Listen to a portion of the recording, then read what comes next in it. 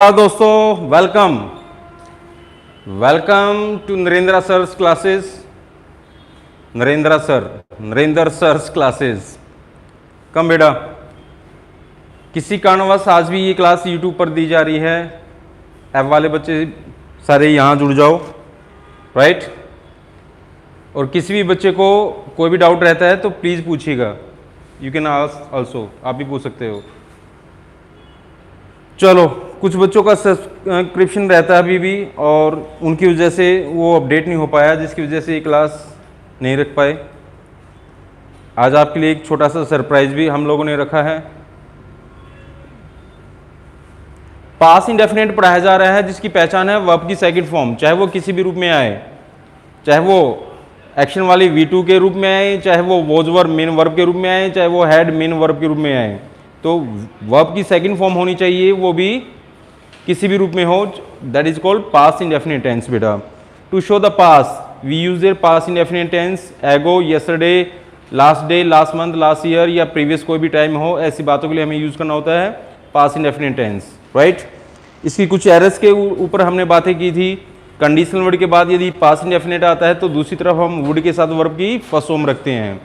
और it is high time आ जाए, it is high opportunity आ जाए, उसके बाद डायरेक्ट सब्जेक्ट आता है तो वहाँ पर वर्ब की सेकंड फॉर्म रखा जाता है। और इट इज़ हाई टाइम के बाद टू आ जाए तो वर्ब की फर्स्ट फॉर्म।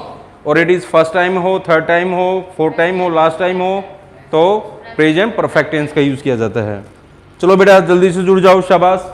यहाँ पर एक ये बच्चे सेंटेंस पढ़ रहे थे, पता नहीं, चलो मैं नहीं पढ़ा रहा।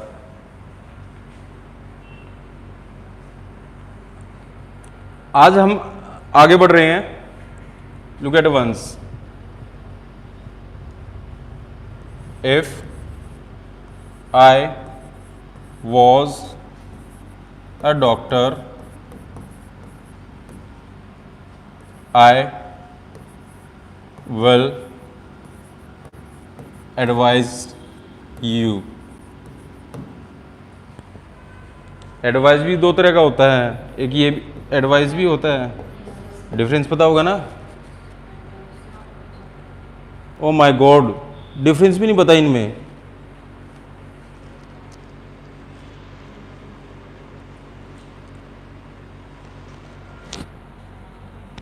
एडवाइस नाउन सलाह, एडवाइस वर्ब सलाह देना, राइट। प्रैक्टिस सी वाला नाउन, प्रैक्टिस एस वाला वर्ब। ध्यान रखना इन बातों पर। बहुत बार ये छोटी छोटी बातें आ जाती हैं एग्जाम में, फिर वहां पर हम लोग पजल रहते हैं। चलो बेटा, तो if I was a doctor I will advise you. एक भाई वो एंटी फ्लेमेबल तो होता नहीं है, नॉन फ्लेमेबल वर्ड होता है, देख लेना उसको। ऐप पर नहीं है बेटा, ये यूट्यूब पर आओ, ऐप पर आ जाइए क्लास।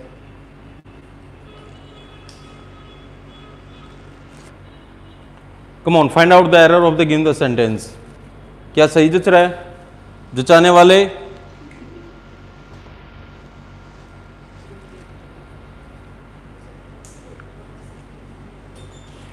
शाबाश।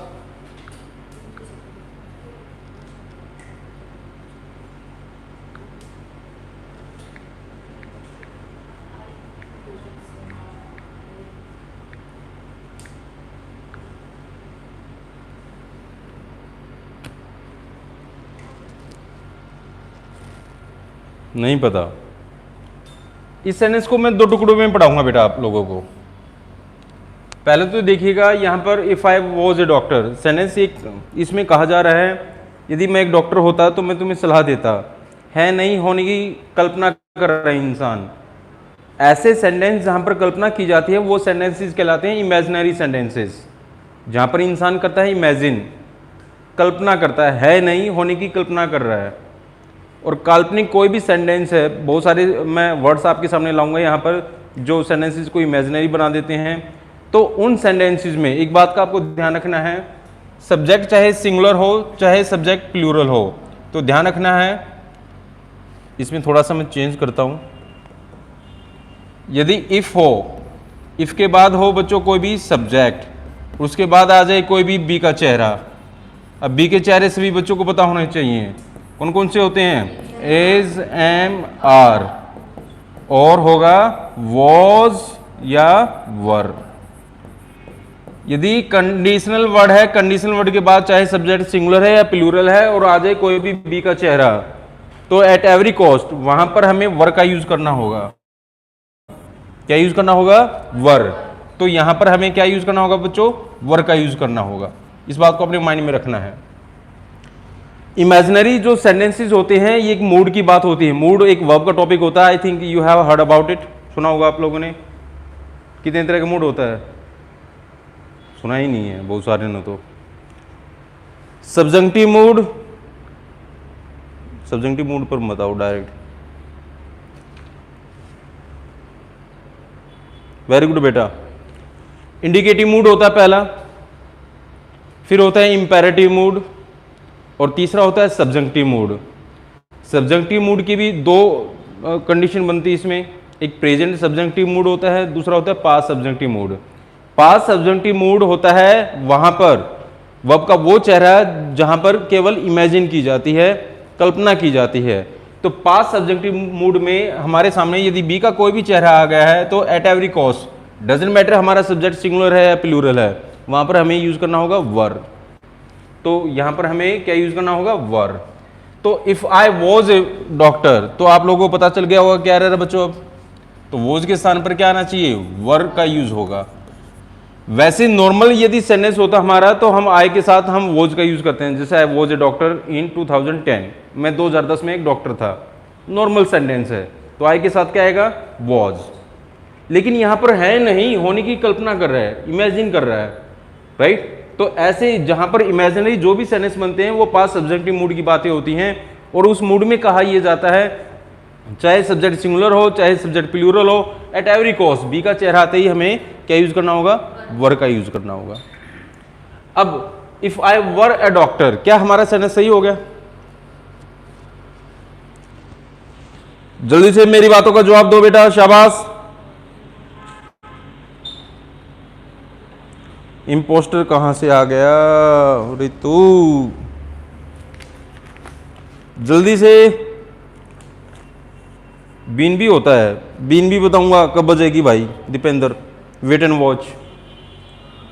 पास परफेक्ट होता तो बीन होता, भूल गए आप लोग, यू आर फॉरगेटफुल, भुलक्कड़ हो आप लोग। मैंने कल ही एक स्ट्रक्चर करवाया था, कंडीशनल वर्ड, उसके बाद आ जाए सब्जेक्ट, सब्जेक्ट के बाद आ जाए वर्ब की सेकंड फॉर्म, उसके बाद हो अदर वर्ड। दूसरी तरफ हम क्या रखते हैं, सब्जेक्ट प्लस वुड के साथ वर्ब की फर्स्ट फॉर्म और अदर वर्ड। भूल गए ना वही बात। और मैंने क्या कहा है यहाँ पर, कंडीशनल वर्ड हो गया, उसके बाद सब्जेक्ट आ गया, और वॉज वर्ड जब भी सेंटेंस में मेन वर्ब का काम करते हैं, स्टेट दिखाते हैं, वर्ब की सेकंड फॉर्म माने जाएंगे। वर्ब की सेकंड फॉर्म किसकी पहचान है, पास्ट की, पास्ट इंडेफिनेट की। तो दूसरी तरफ हमें क्या रखना होगा, वुड का यूज करना होगा बेटा। बातें वही हैं, घुमा फिरा कर आपके सामने पूछी जाएंगी तो वहां पर आप पजल होगे। Good job. बोलिए। अगर सेंटेंस इतना ही होता, if I was a doctor, if I was a doctor बिल्कुल गलत होता भाई, और सेंटेंस देख ले, if he is my friend. अब ये कह रहे हो इतना ही सेंटेंस होता, यदि इफ नहीं होता ना तो 100% ये सेंटेंस सही है। लेकिन इस इफ नाम के कंडीशनल वर्ड ने आकर बता दिया कि सेंटेंस हमारा इमेजिनरी है, कल्पना की जा रही है। यहां पर कहा जा रहा है यदि वह मेरा दोस्त होता, है नहीं, इफ नहीं होता ही इज माई फ्रेंड, वो मेरा दोस्त है, कोई काल्पनिक बात है ही नहीं। लेकिन इफ आ गया, यदि वह मेरा दोस्त होता, है नहीं, होने की कल्पना कर रहा है, तो हर हाल में क्या आना चाहिए, यहां पर वर का यूज होना चाहिए। If he were my friend he would help me, help me, right. कोई डाउट तो नहीं अब? और देखिए, कहाँ रखेगी वाज? यहाँ ही के साथ वाज रखेंगे। अगर इफ नहीं होता तो वॉज बिल्कुल सही था। जैसे कल बताया था सर आपने पास्ट इंडेफिनिट और वहाँ पे कुछ बताया था पास्ट इंडेफिनेट, यहाँ पर बिल्कुल ये पास्ट इंडेफिनेट है। वॉज वर्ब जब भी अकेले आएंगे मेन वर्ब का काम करेंगे, पास्ट इंडेफिनेट होगा, राइट। और पास्ट इंडेफिनेट के बाद है पहली क्लोज में, तो दूसरी तरफ क्या आएगा? वुड के साथ वर्ब की फर्स्ट फॉर्म। लेकिन यहाँ पर मैंने क्या समझा रखा आपको, कंडीशनल वर्ड के बाद यदि सब्जेक्ट है, चाहे वो सिंगुलर है चाहे वो प्लूरल है, और बाद में आ जाए क्या? बी का चेहरा, हर हाल में वर, क्योंकि ये पास सब्जेक्ट की मूड की बातें होती हैं, और उस मूड में ये शर्त दे रखी है कि हर हाल में भैया देखो वर का ही यूज होगा, राइट। और देखो, if Rohit was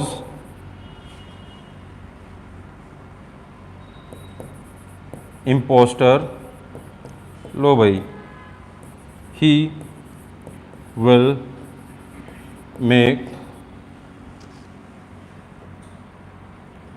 made us laugh. Come on, make it right. एक सेंटेंस में एक से ज्यादा एरर देनी चाहिए एक टीचर को।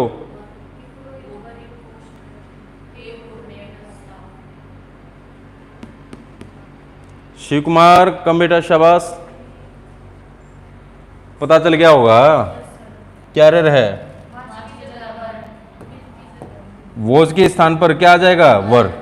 कंडीशनल वर्ड उसके बाद सब्जेक्ट, चाहे वो सिंगुलर है प्लूरल है, आ जाए बी का चेहरा, तो हर हाल में क्या रहेगा? वर का यूज होगा। कंडीशनल वर्ड के बाद सब्जेक्ट, उसके बाद वॉज वर अकेले आएंगे तो क्या दिखाएंगे? Past indefinite. तो पहली वाली क्लोज में क्या हो गया? पास्ट इंडेफिनेट कंडीशनल वर्ड के। तो दूसरी तरफ क्या रहना चाहिए? वुड प्लस, तो इंपोस्टर क्या होता है? बहरूपिया, जो चेहरा बदल कर आता है। तो यहां पर ही विल होगा या वुड होगा? वुड का यूज होगा। बातें समझ में आ रही हैं? अब एक बात को आपको अपने माइंड में रखना है, दुनिया में आपके सेंटेंस में कोई भी मॉडल आ जाए, may, might, will, would, shall, should, can, could, ये होते मॉडल्स। मॉडल्स ये कहते हैं कि हमारे बाद वर्ब का बेस फॉर्म आना चाहिए। बेस फॉर्म क्या होता है? जिस वर्ब में कोई भी चेंज ना हो। तो यहां पर मेक आएगा या मेड आएगा बेटा? मेक का यूज करेंगे हम लोग, जो एक पॉजिटिव वर्ब की तरह काम कर रहे हैं। यहां पर क्या होती है पॉजिटिव वर्ब? थोड़ा सा जान लो। जब इंसान खुद काम ना करे, कोई दूसरे से काम करवाए, वहां पर वो पॉजिटिव वर्ब होती है। जल्दी से लिखिएगा, फिर आगे बढ़ते हैं अगली एरर की तरफ। सर ये जो सेंटेंस है if he is my friend he would help me, इस लगाते तो इसकी हिंदी क्या होती? कुछ भी ना होती, जो लगे ही नहीं। सर अगर लग रही है ना, ऐसे कैसे लग रही? इफ को हटा दे फिर लगा लियो। सर अगर इफ के साथ इज है तो हिंदी क्या होती है? अगर वो मेरा दोस्त है तो मेरे आगे बढ़ रहा है,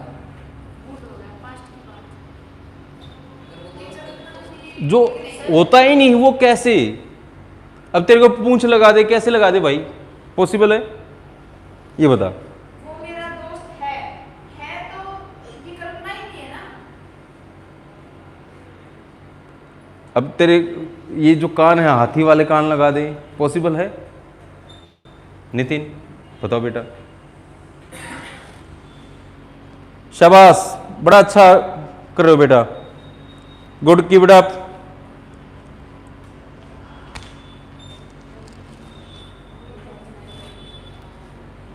किसी बच्चे को डाउट है तो ही and she please make me call.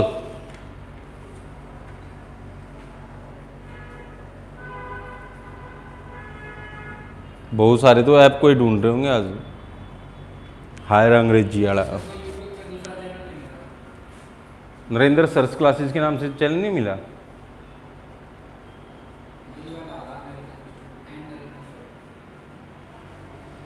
देखता हूँ भाई, मेरे में तो है।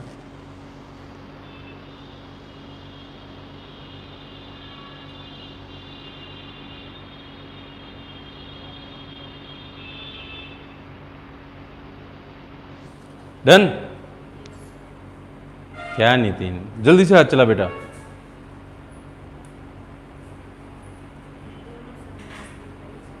क्या है? तीनों सेंटेंस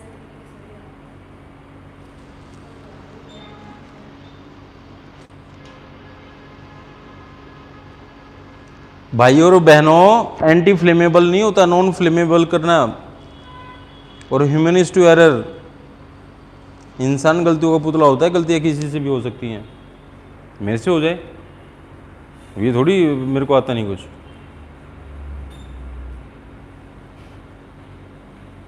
चलो चलो गो एड।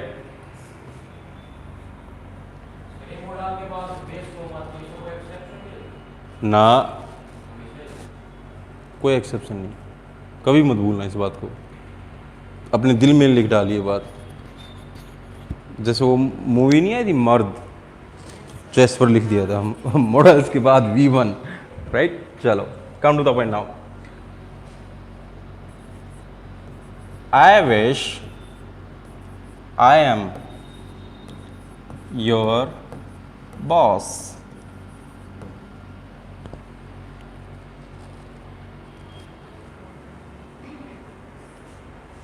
कम ऑन बच्चों, कम ऑन।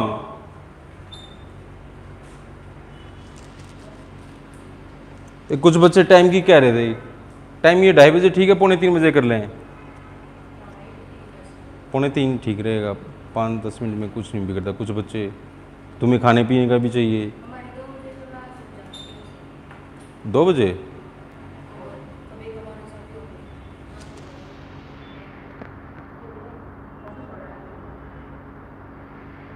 चहल ना मिला या चैनल ना मिला दीपेंद्र से नहीं।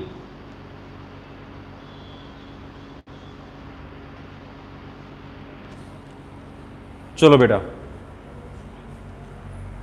यदि आपके सामने किसी भी सेंटेंस में, ध्यान रखना है आपको, सब्जेक्ट प्लस विश हो या हो विशेज। अब ये कोई ये मत सोचना विश आ जाए तो फिर क्या करना है, फिर तुम्हें कुछ नहीं करना, फिर तो एग्जामिनर ही करेगा, ठीक है। सब्जेक्ट के बाद विश या विशेज वर्ड आते ही सेंटेंस हमारा क्या बन जाता है बच्चों, इमेजिनरी। क्या बन जाता है, इमेजिनरी। और आप जानते हो इमेजिनरी सेंटेंसेस में उसके बाद कोई सब्जेक्ट होगा, सब्जेक्ट के बाद यदि वर्ब की कोई भी एक्शन वाली वर्ब आ गई तो क्या लगाना है आपको, वर्ब की सेकंड फॉर्म। यदि बी के चेहरे आ गए तो क्या लगाना है आपको वहां पर, वर। क्या लगाना है वहां पर, वर। यदि पोजेशन वाली वर्ब आ गई वहां पर भी वर्ब की सेकंड फॉर्म क्या हो जाएगा, वो वहां पर हेड हो जाएगा। विश या विशेज वर्ड के आते ही सेंटेंस हमारा इमेजिनरी बन जाता है। उसके बाद चाहे सब्जेक्ट सिंगुलर हो चाहे सब्जेक्ट प्लूरल हो, यदि काम को दिखाने वाली वर्ब आ गई तो V2 का यूज करें, और स्टेट को दिखाने वाली वर्ब आ गई वॉज वर इज अमर तो वहां पर वर का यूज करें। पोजेशन को दिखाने वाली हैव हैज आ जाए तो हर हाल में हैड का यूज होगा। तो आई विश, काश मैं तुम्हारा बॉस होता, है नहीं, होने की कल्पना कर रहा है बच्चों, तो यहां पर क्या यूज करेंगे, आई वर यूर बॉस। और देखिए, she wishes she is my better half. Better half तो समझते होगे, हाँ जी, लाइफ पार्टनर। जल्दी से सही कीजिएगा, शाबाश।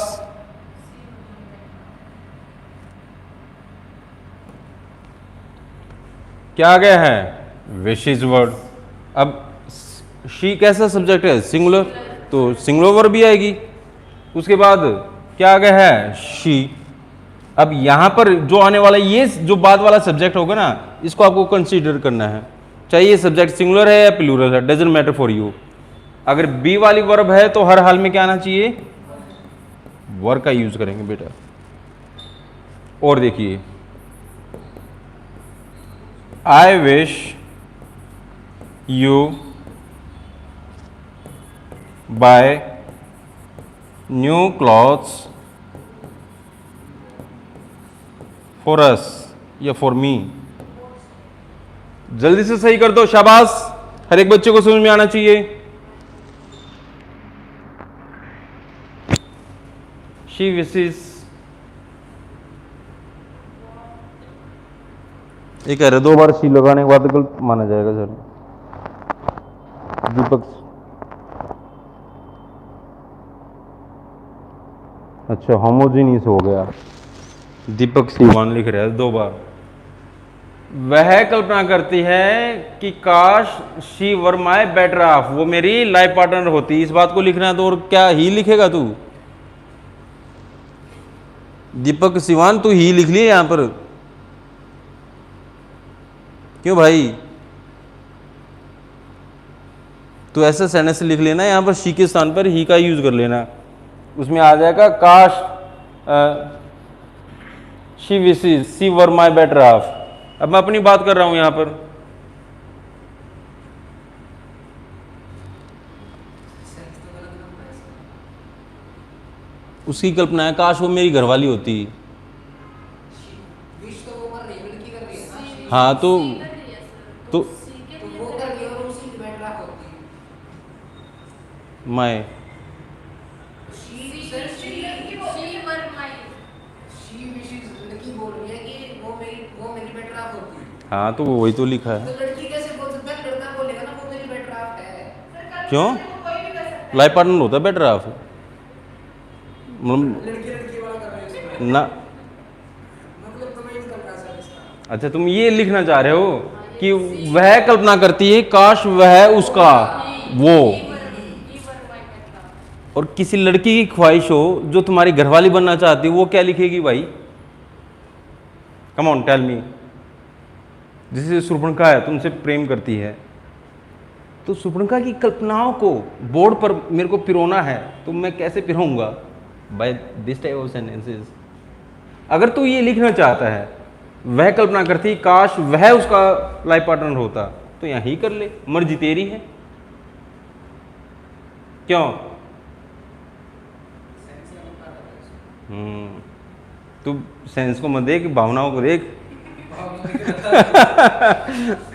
तो आई विश यू बाय और बॉट, बेटा बॉट आ जाएगा, क्योंकि कोई भी एक्शन वर्ब आती है तो वहां पर क्या ऐड कर देना है? V2। You wish you have lots of money. Come on, do it.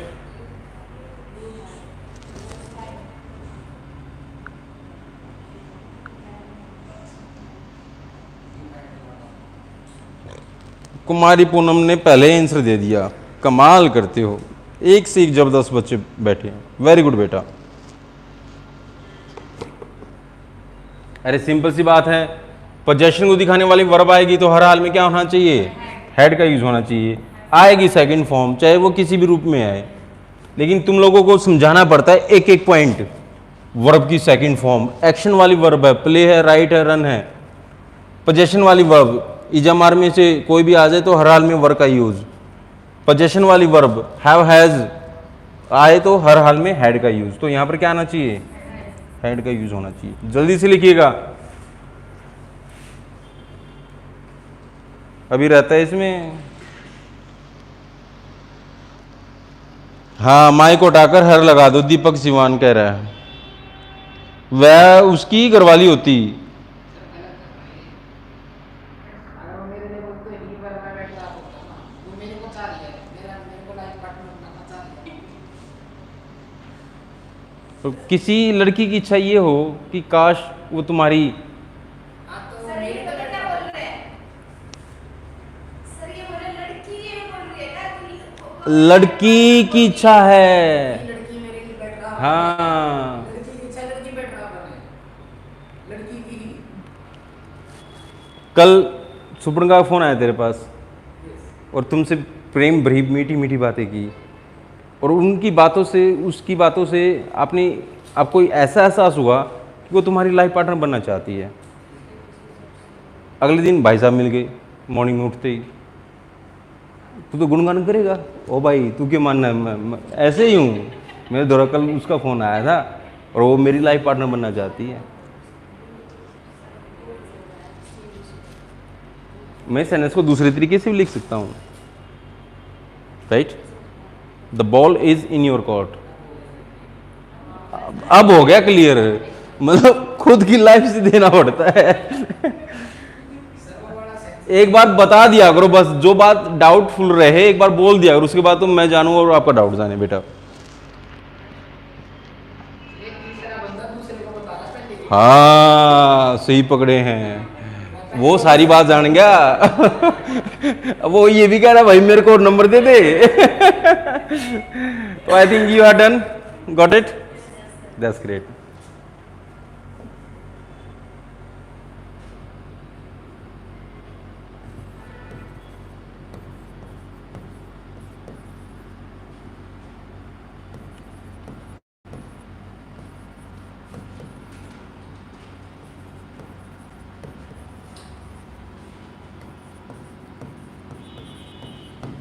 She dances here as if she is a dancer.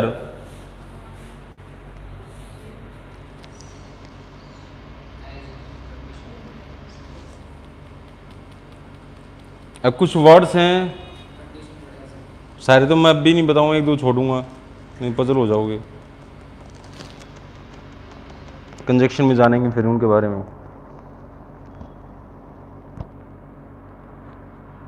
Very good Kumari Poonam, keep it up.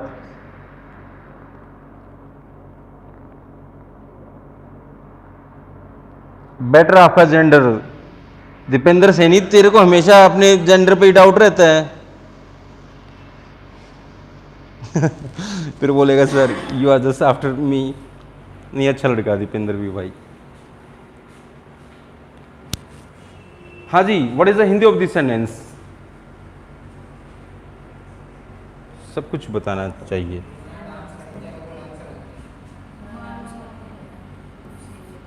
As if, as दो, दोनों का हिंदी में मतलब होता है मानो की। क्या मतलब है? मानो की।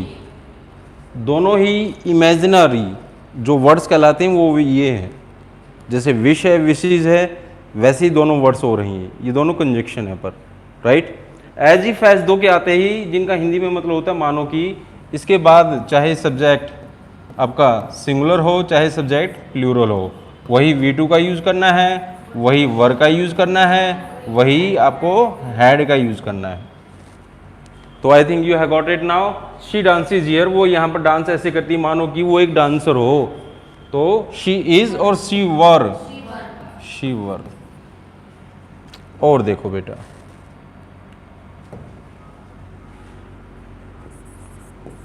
Rahul speaks English as though, it's up to you, doesn't matter as though और as if is there, दोनों का मतलब एक ही होता है। as though he learns it from, किससे? from America. लो,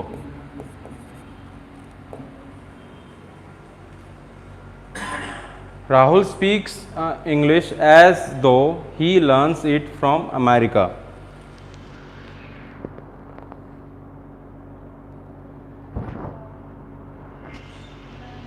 पढ़ते रहो बेटा, शाबाश। अरे वाह कुमारी पूनम, तुमसे ये उम्मीद नहीं थी।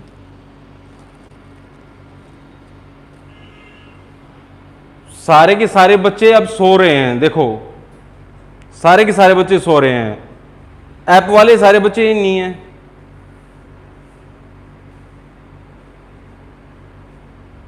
ये बच्चे ये कहते हैं कि सर हम लेट पहुंचते हैं। ऐप वाले बच्चों में से भी 20% बच्चे हैं बस। फिर अब ये सो रहे होंगे, रात को शाम को उठेंगे, खोल के देख लिए, फिर इनको डाउट रहेगा। और आप में से कोई भी ऐसा स्टूडेंट नहीं है जो कभी डाउट पूछता हो। अरे सिंपल सा है, पता चल गया होगा क्या आएगा यहां पर, जल्दी बताओ। टी लगा दो यहां पर बस। एक वो लिख रही थी वो लड़की LEARNED, ये काम करता है एडजेक्टिव का और ये काम करता है वर्ब का। दोनों डिफरेंस बता दिया मैंने। एक काम करेगा एडजेक्टिव का, दोनों के एग्जाम्पल देख लो।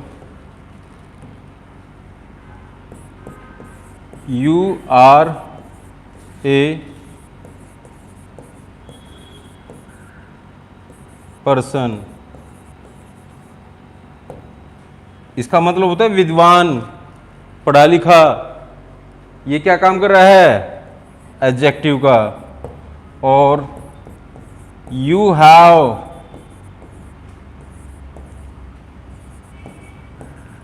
लर्नड इंग्लिश, ये क्या काम कर रहा है? मेन वर्ब का।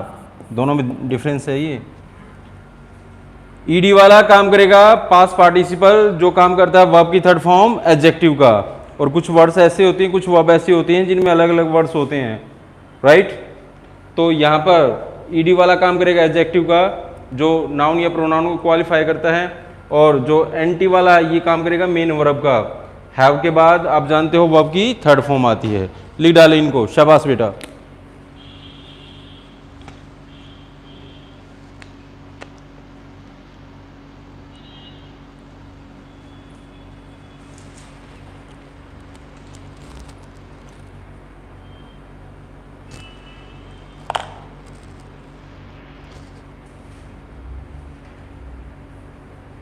वहां पर ऑफ अकल का classes will be here, right.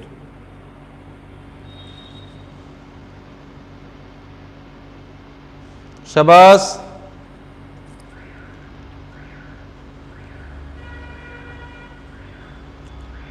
साहिल भी आ गए, गुड साहिल।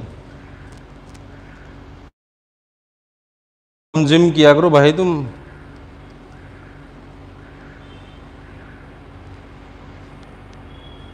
साहिल जी फेसबुक पर छाए रहते हैं जिम करते टाइम,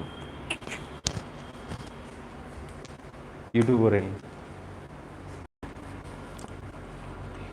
डन।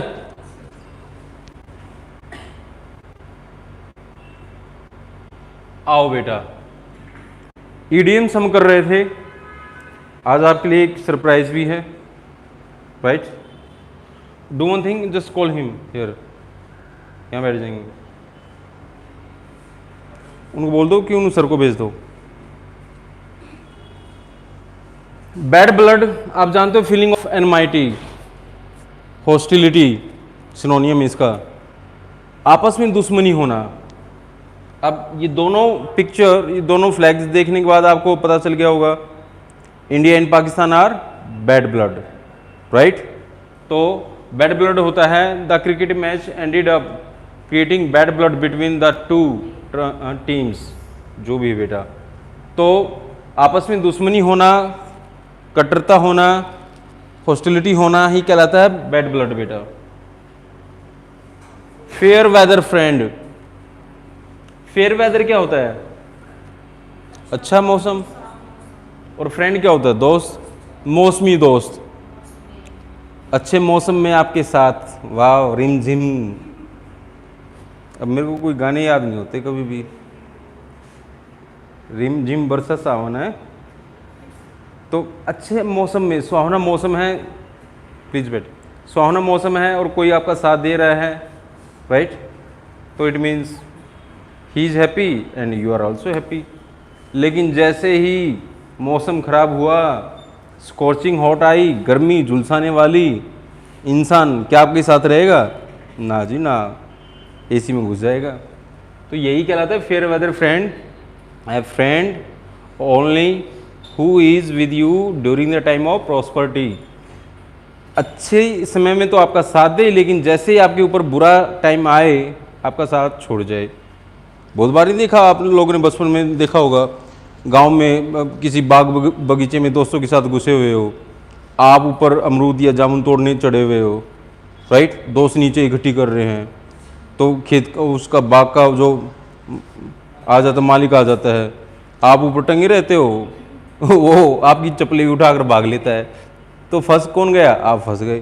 तो ऐसा ही होता है फेयर वेदर फ्रेंड। ऐसा ही बहुत बार यहाँ पर होता है, जैसे आप लोगों की एज होती है, इसमें बहुत सारे लड़ाई झगड़े आप लोग बहुत ज़्यादा पसंद करते हो।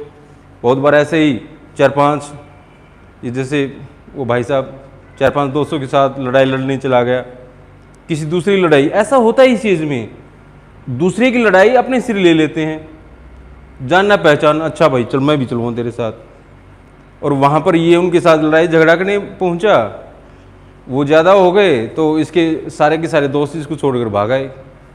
फिर इसके साथ क्या होता है, you know it very well. तो एक ऐसा जो सूखा साथी कहलाता है वही कहलाता है फेयर वेदर फ्रेंड बेटा। अब दो यहाँ पर फ्लैग लगे हुए हैं, चाइना और पाकिस्तान का। वैसे तो चाइना पाकिस्तान का साथ देता है, लेकिन जब भी पाकिस्तान के ऊपर बहुत बड़ी प्रॉब्लम आती है, एडवर्सिटी आती है, कैलामिटी आती है, मिस फॉर्चून आता है, चाइना कहाँ साथ देता है पाकिस्तान का? ये और इसके पीछे लग जाता है, दे मेरा कर्ज। It happens or not? तो यही कहलाता है आपका फेयर वेदर फ्रेंड बेटा।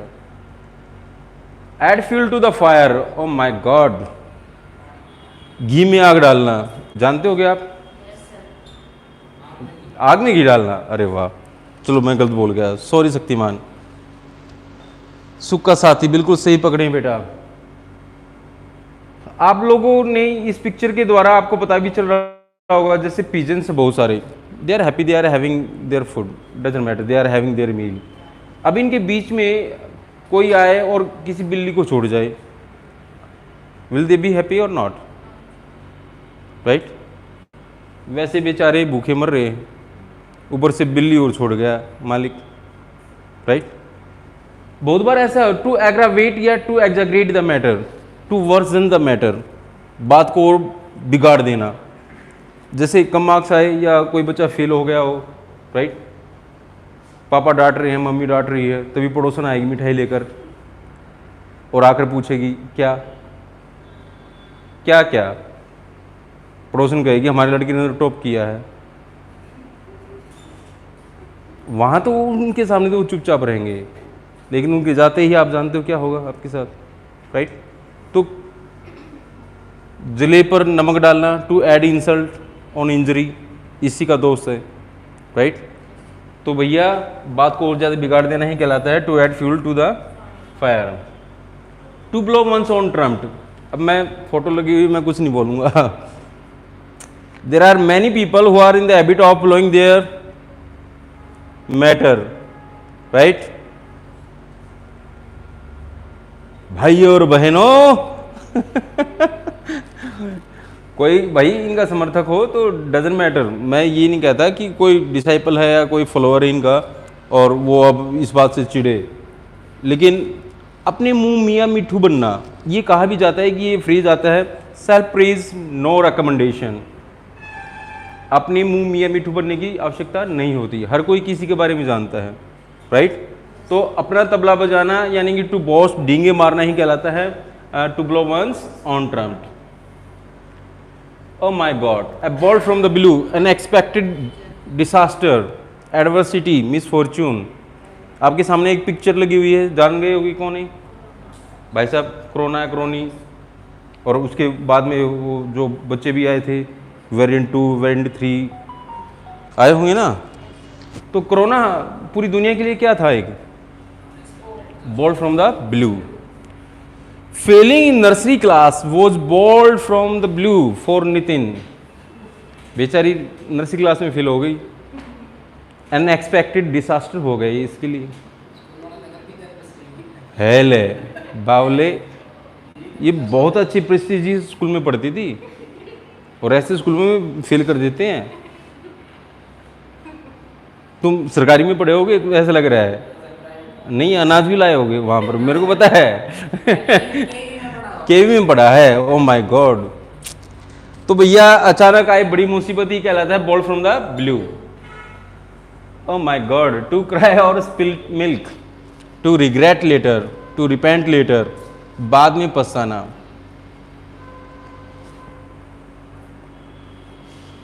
करवा चौथ था, मैडम ने व्रत रखा था, भाई साहब पी के आए, ना कोई साड़ी वाड़ी लाए, तो अगले दिन क्या हाल होंगे तुम समझ रहे होगे सारे के सारे। फीलिंग तो ले सकते हो। हाँ सर हमारी ये फीलिंग मत दिलवाओ याद, don't add insult on our injury. यहाँ कोई देखने भी ना आता शनिवार इतवार को, राइट। बहुत सारे ऐसे बैठे हैं जो मन में हमेशा ये रट्टा मारते रहते हैं, ओहे मैरिज मैरिज मैरिज, राइट। तो बाद में पछताना, बहुत बार क्या होता है काम बिगड़ जाता है और हम क्या कर लेते हैं बाद में, बस केवल रिपेंट करते रहते हैं, रिग्रेट करते रहते हैं, काश ये ना होता, हो इतना बड़ा नुकसान हो गया। जैसे जो आप लोगों को थोड़ा सा याद भी हो तो जो हमारी ओल्ड वीमेन होती हैं घरों में, बूढ़ी औरतें, दादी माँ, नानी माँ जो भी होती हैं, उनसे कोई नुकसान हो जाए, जैसे बिल्ली दूध को पी गई हो, जो घी वगैरह है उसको कोई खा गया हो, या वो किसी बच्चे ने उसको गिरा दिया होगा, सिर पकड़ कर बैठ जाएंगे, राइट। ऐसा होता है मैडम आपके साथ? घर में होता है ना, तो यही है वो। अब बेचारा हाथ जोड़ रहा है, कोई फायदा है बावलो तुम नहीं समझते। और किसी महान इंसान ने ये भी कहा है, औरत को समझाया नहीं जा सकता, ये रियलिटी है।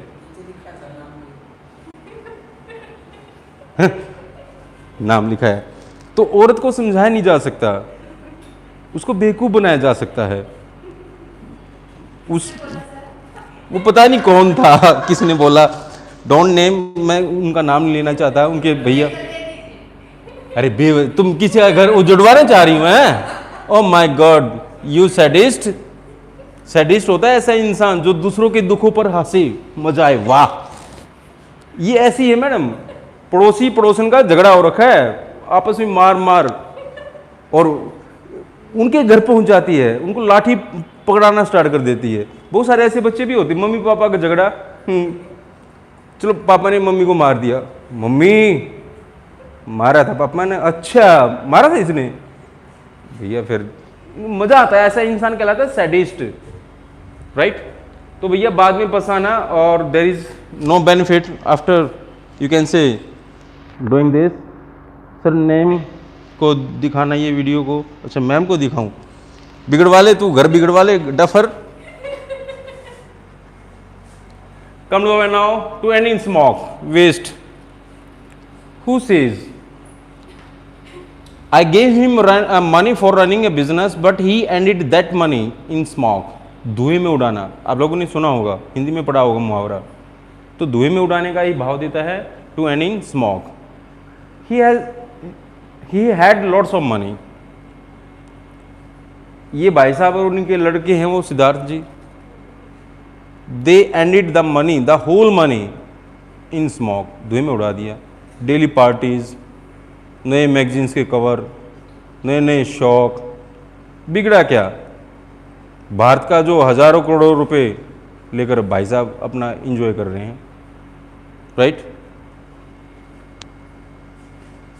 To hit the nail on the head, to do the right work at the right time, ऐसे याद नहीं होगा, सही समय पर सही कार्य करना। To hit the nail, nail बोले तो इसको नाखून से रिलेट करो, ऑन हेड। जैसे गर्ल्स होती हैं, महिलाएं होती हैं, काफ़ी दिनों तक नहाना नहीं होता, और उनके सिरों में क्या हो जाती हैं, जुएं हो जाती हैं, राइट। और जहाँ पर वो जुएं चलती तो थोड़ी बहुत खुजली तो होती होगी, तो उनका नाखून वहीं जाता। ओह माय गॉड, वाह आज फंसा है काफ़ी दिनों बाद। तो इससे रिलेट कीजिएगा, सही समय पर सही कार्य करना, to do the right work at the right time. Mister Ambani did it, that's why he is the richest person of India. क्यों? He did so. To hold water, sound logical, speak the truth, speak the truth, बात में दम होना, सच्चाई होना। और जब बात में दम होता है ना, तो इंसान के अंदर कॉन्फिडेंस रहता है, और जो कॉन्फिडेंस नहीं रहता तो इट मीन्स कहीं ना कहीं उसके अंदर कमियां हैं, और सामने वाला उन कमी को कैच कर लेता है, ग्रैब कर लेता है, राइट। अब I am teaching English, doesn't matter कहाँ पर पढ़ा रहा हूँ, because I know how to teach. लेकिन मेरे को बोलो सर डांस करके दिखाओ, नहीं आता, तो हेजिटेशन तो आएगी। सबसे बड़ा हेजिटेशन का जो रीज़न रहता है वो ये रहता है ज्ञान की कमी होना। ये रियलिटी है। बहुत सारी चाहे हेजिटेशन रिमूवल क्लासेस आप कहीं पर कर लो, पोडियम सेशन कहीं पर कर लो, जब तक नॉलेज नहीं होगी तब तक हेजिटेशन बनी रहेगी, राइट। बाहरी दिखावा, चलो फेस एक्सप्रेशन किसी को छिपाना आता है, अच्छी बात है, लेकिन हेजिटेशन तो बनी रहेगी जब तक नॉलेज नहीं होगी। तो बात में दम होना ही कहलाता है to hold water. To leave no stone unturn, to try once best, कोई कसर ना छोड़ना। आप लोगों ने हिंदी में पढ़ रखा होगा, for getting government job you have to leave no stone unturn. सरकारी नौकरी पाने के लिए आपको कोई कसर नहीं छोड़नी है, right. A person who is going to be rich, या who wanna mister Neeraj Chopra, he left no stone unturned in Olympics, that's why he won gold medal। कोई भी कसर नहीं छोड़ी भाई साहब, अपना पूरा प्रयास किया, गोल्ड मेडल आ गया। आप भी ऐसे ही करोगे, if you don't leave no stone unturn, it means definitely you will have government job.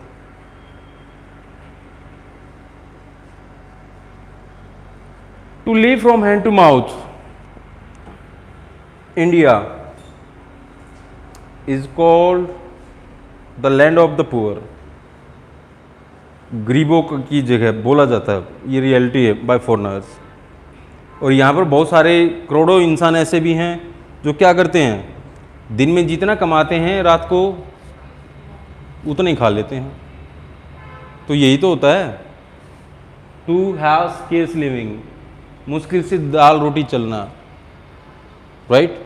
हमारे जो नोमैड्स होते हैं, नोमैड्स एक वर्ड है, नोमैडिक लाइफ, घुमंतु लाइफ जो होती है, नोमैड्स जो घूमते रहते हैं, जो आपने देखा होगा रोड के किनारे रहते हैं, उनका यही टारगेट रहता है कि दिन में बस उनको अपना पेट भरना है, दिन में इतना कमाना है कि शाम को काम चल जाए। तो वही कहलाता है to live from hand to mouth, to make up once mind. You are here, you are studying because you have made up your mind. आप पढ़ाई कर रहे हो और आप यहाँ हो क्योंकि आप लोगों ने डिसाइड कर लिया है for getting government job, for being successful person, right. तो निश्चय कर लेना, डिसाइड कर लेना ही कहलाता है बच्चों to make up once mind. अगला है to make both ends meet. To live in once means का मतलब यहां पर होता है सैलरी, आय, इनकम, अपनी आय के अंदर ही गुजारा करना। और ऐसा कौन करता है, मिडिल क्लास वाला। अपर क्लास वाले क्या करेंगे, लोन ले लेंगे ज़्यादा से ज़्यादा।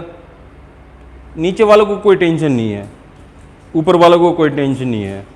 सबसे बड़ी टेंशन रहती है बीच वालों को, राइट। इनका क्या होता है बेचारा, जैसे इसको 10,000 रुपये की सैलरी मिल रही है, इसको अपना घर भी चलाना है, बच्चों के शौक भी पूरे करने हैं, अपने शौक भी पूरे करने हैं, 10,000 में ही करेगा। कर्जा करते टाइम इसको 1000 बार सोचना, ये सोचेगा कर्जा करते टाइम। रियलिटी है, ये मध्यम वर्गीय जो परिवार वाले होते हैं ना, इनका माइंड ऐसे ही सेट किया जाता है कि 2,000 रुपये की आपकी इनकम है तो 2,000 रुपये में आपको महीना निकालना है, 10,000 की इनकम है तो 10,000 में खर्चा निकालना है, राइट। तो to make both ends meet, to live in once means to move heaven and earth. Heaven बोले तो पैराडाइज, इसका सिनोनिम है पैराडाइज, स्वर्ग। आकाश पाताल ही करना, आई think you have heard about it. Nowadays, if you want to get government job, a person must move heaven and earth. आजकल एक ऐसा इंसान जिसको जॉब पाना है वो भी गवर्नमेंट जॉब, उसको आकाश पाताल ही करना पड़ेगा, यानी भरपूर प्रयास करना पड़ेगा।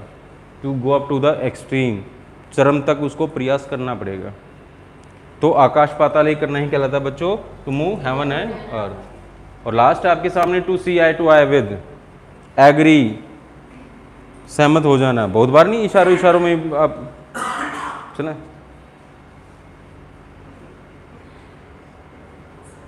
कलाओगे ना,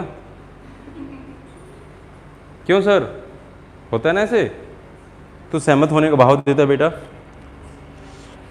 आज के लिए इतना ही। आज आप लोगों के बीच में एक सर हैं, sir please again remind me your name please. आइए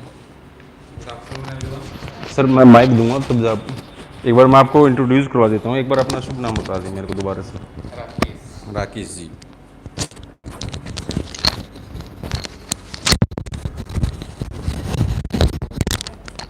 आज बच्चों आपके सामने एक सर हैं हमारे राकेश जी, जो मैथमेटिक्स पढ़ाते हैं।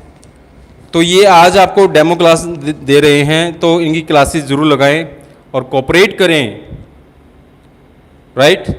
तो मैथमेटिक्स, इंग्लिश, आपको सारी चीज़ें चाहिए। तो ये मैथमेटिक्स पढ़ाते हैं राकेश जी, और I hope so you will cooperate, right. So sir please deal them.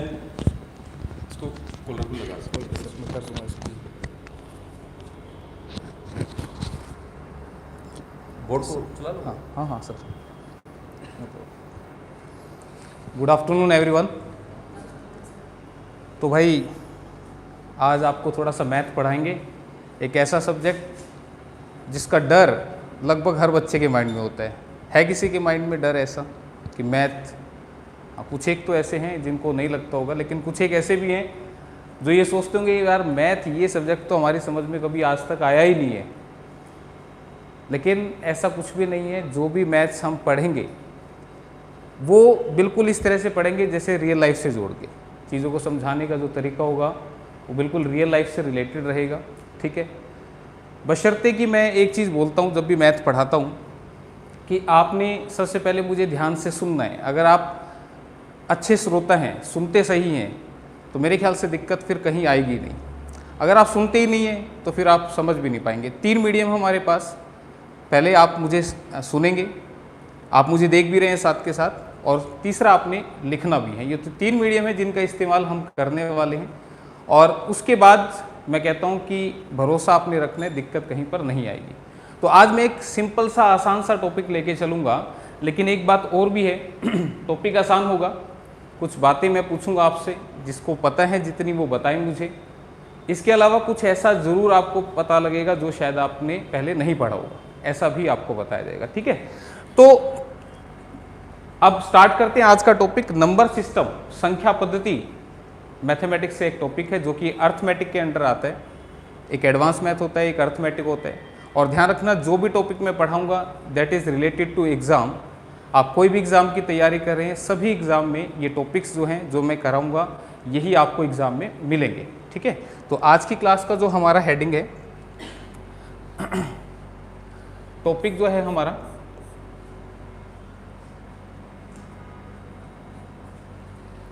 This is number system is the main chapter. और उसके अंदर हम एक टॉपिक पढ़ रहे हैं, नंबर ऑफ डिवाइजर। अभी मैं कुछ छोटी छोटी बातें पूछूंगा, इसको फैक्टर भी बोल देते हैं, ठीक है।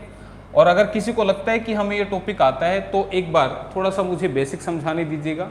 आपको आता है तो आप कमेंट में आंसर कीजिएगा ताकि उनको देखूं मैं। और जब तक ये फिर अपने चरम पे आएगा, मतलब धीरे धीरे हम चलेंगे, ऐसा नहीं कि मैं एकदम ऐसा कोई हाई फाई क्वेश्चन लिख दूंगा। आपको डराना नहीं है, आपको समझाना है, पढ़ाना है, सिखाना है, ठीक है। तो नंबर ऑफ डिवाइजर ये हमारा टॉपिक है, जिसको आप अगर हिंदी में कहेंगे तो ये होगा गुणनखंडों या भाजकों की संख्या। ये हमारा टॉपिक है एक छोटा सा नंबर सिस्टम का, जिस पर एसएससी ने 2019 मेंस में भी क्वेश्चन पूछा था, ठीक है। तो मैं सबसे पहले जो मेरा फर्स्ट क्वेश्चन आप लोगों के लिए है, जो मैं पूछना चाहता हूं आपसे, यहाँ पर डिवाइजर शब्द का इस्तेमाल हुआ जिसे आप हिंदी में बोलते हैं गुणनखंड, फैक्टर जिसे आप हिंदी में बोलते हैं भाजक। तो मेरा सबसे पहला क्वेश्चन आपके लिए ये है कि ये जो गुणनखंड शब्द होता है, गुणनखंड, एक होता है गुणनखंड जिसको आप बोलते हैं नंबर ऑफ डिवाइजर, भाजक होता है, फैक्टर जो होता है वो गुणनखंड होता है, ठीक है। फैक्टर जो होता है उसको गुणनखंड बोलते हैं, और डिवाइजर जो होता है वो भाजक होता है, जो डिवाइड करता है, ठीक है। थोड़ा सा उल्टा बताया गया, कोई बात नहीं। गुणनखंड यानी कि फैक्टर, एक होता है फैक्टर और एक होता है गुणज जिसे आप बोलते हैं मल्टीपल। क्या आप मुझे बता सकते हैं इन दोनों में क्या फर्क है?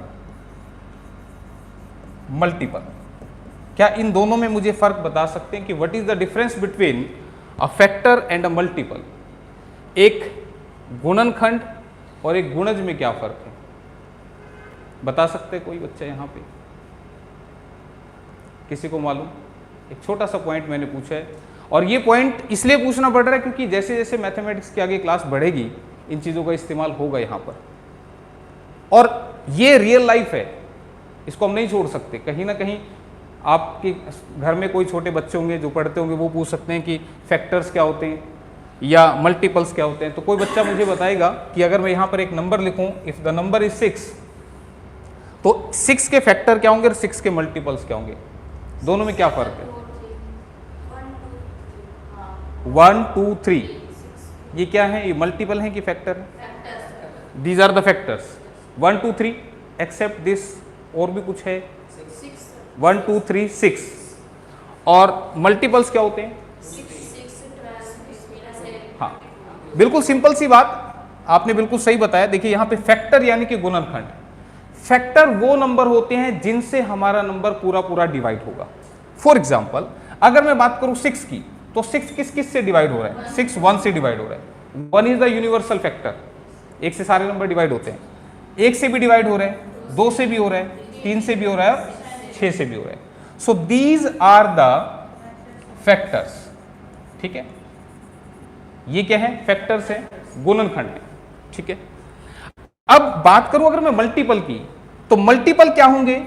देखो नाम से ही पता लग रहा है, रट्टा नहीं मारना, चीजें मैथ रटने का सब्जेक्ट नहीं है। मल्टीपल्स वो जो मल्टीप्लाई करके मिले, गुणज वो जो गुणा करके मिले। तो 6 की गुणा करके क्या मिल सकता है? 6 × 1 6, यानी कि 6 कम 6, 6 दूनी 12, 6 तिये 18, 6 चौके 24 एंड सो, इस तरह से। ठीक है, तो चीजों को समझना है, रटना नहीं है। फैक्टर वो जिनसे हमारा नंबर पूरा पूरा डिवाइड होता है, और मल्टीपल्स यानी कि गुणज वो जो गुणा करके मिलते हैं, जो मल्टीप्लाई करके मिलते हैं। तो यहां पे हमें देखने से क्या पता लग रहा है, अगर मैं बात करूं दीज आर द मल्टीपल्स यानी कि गुणज, ये है मल्टीपल,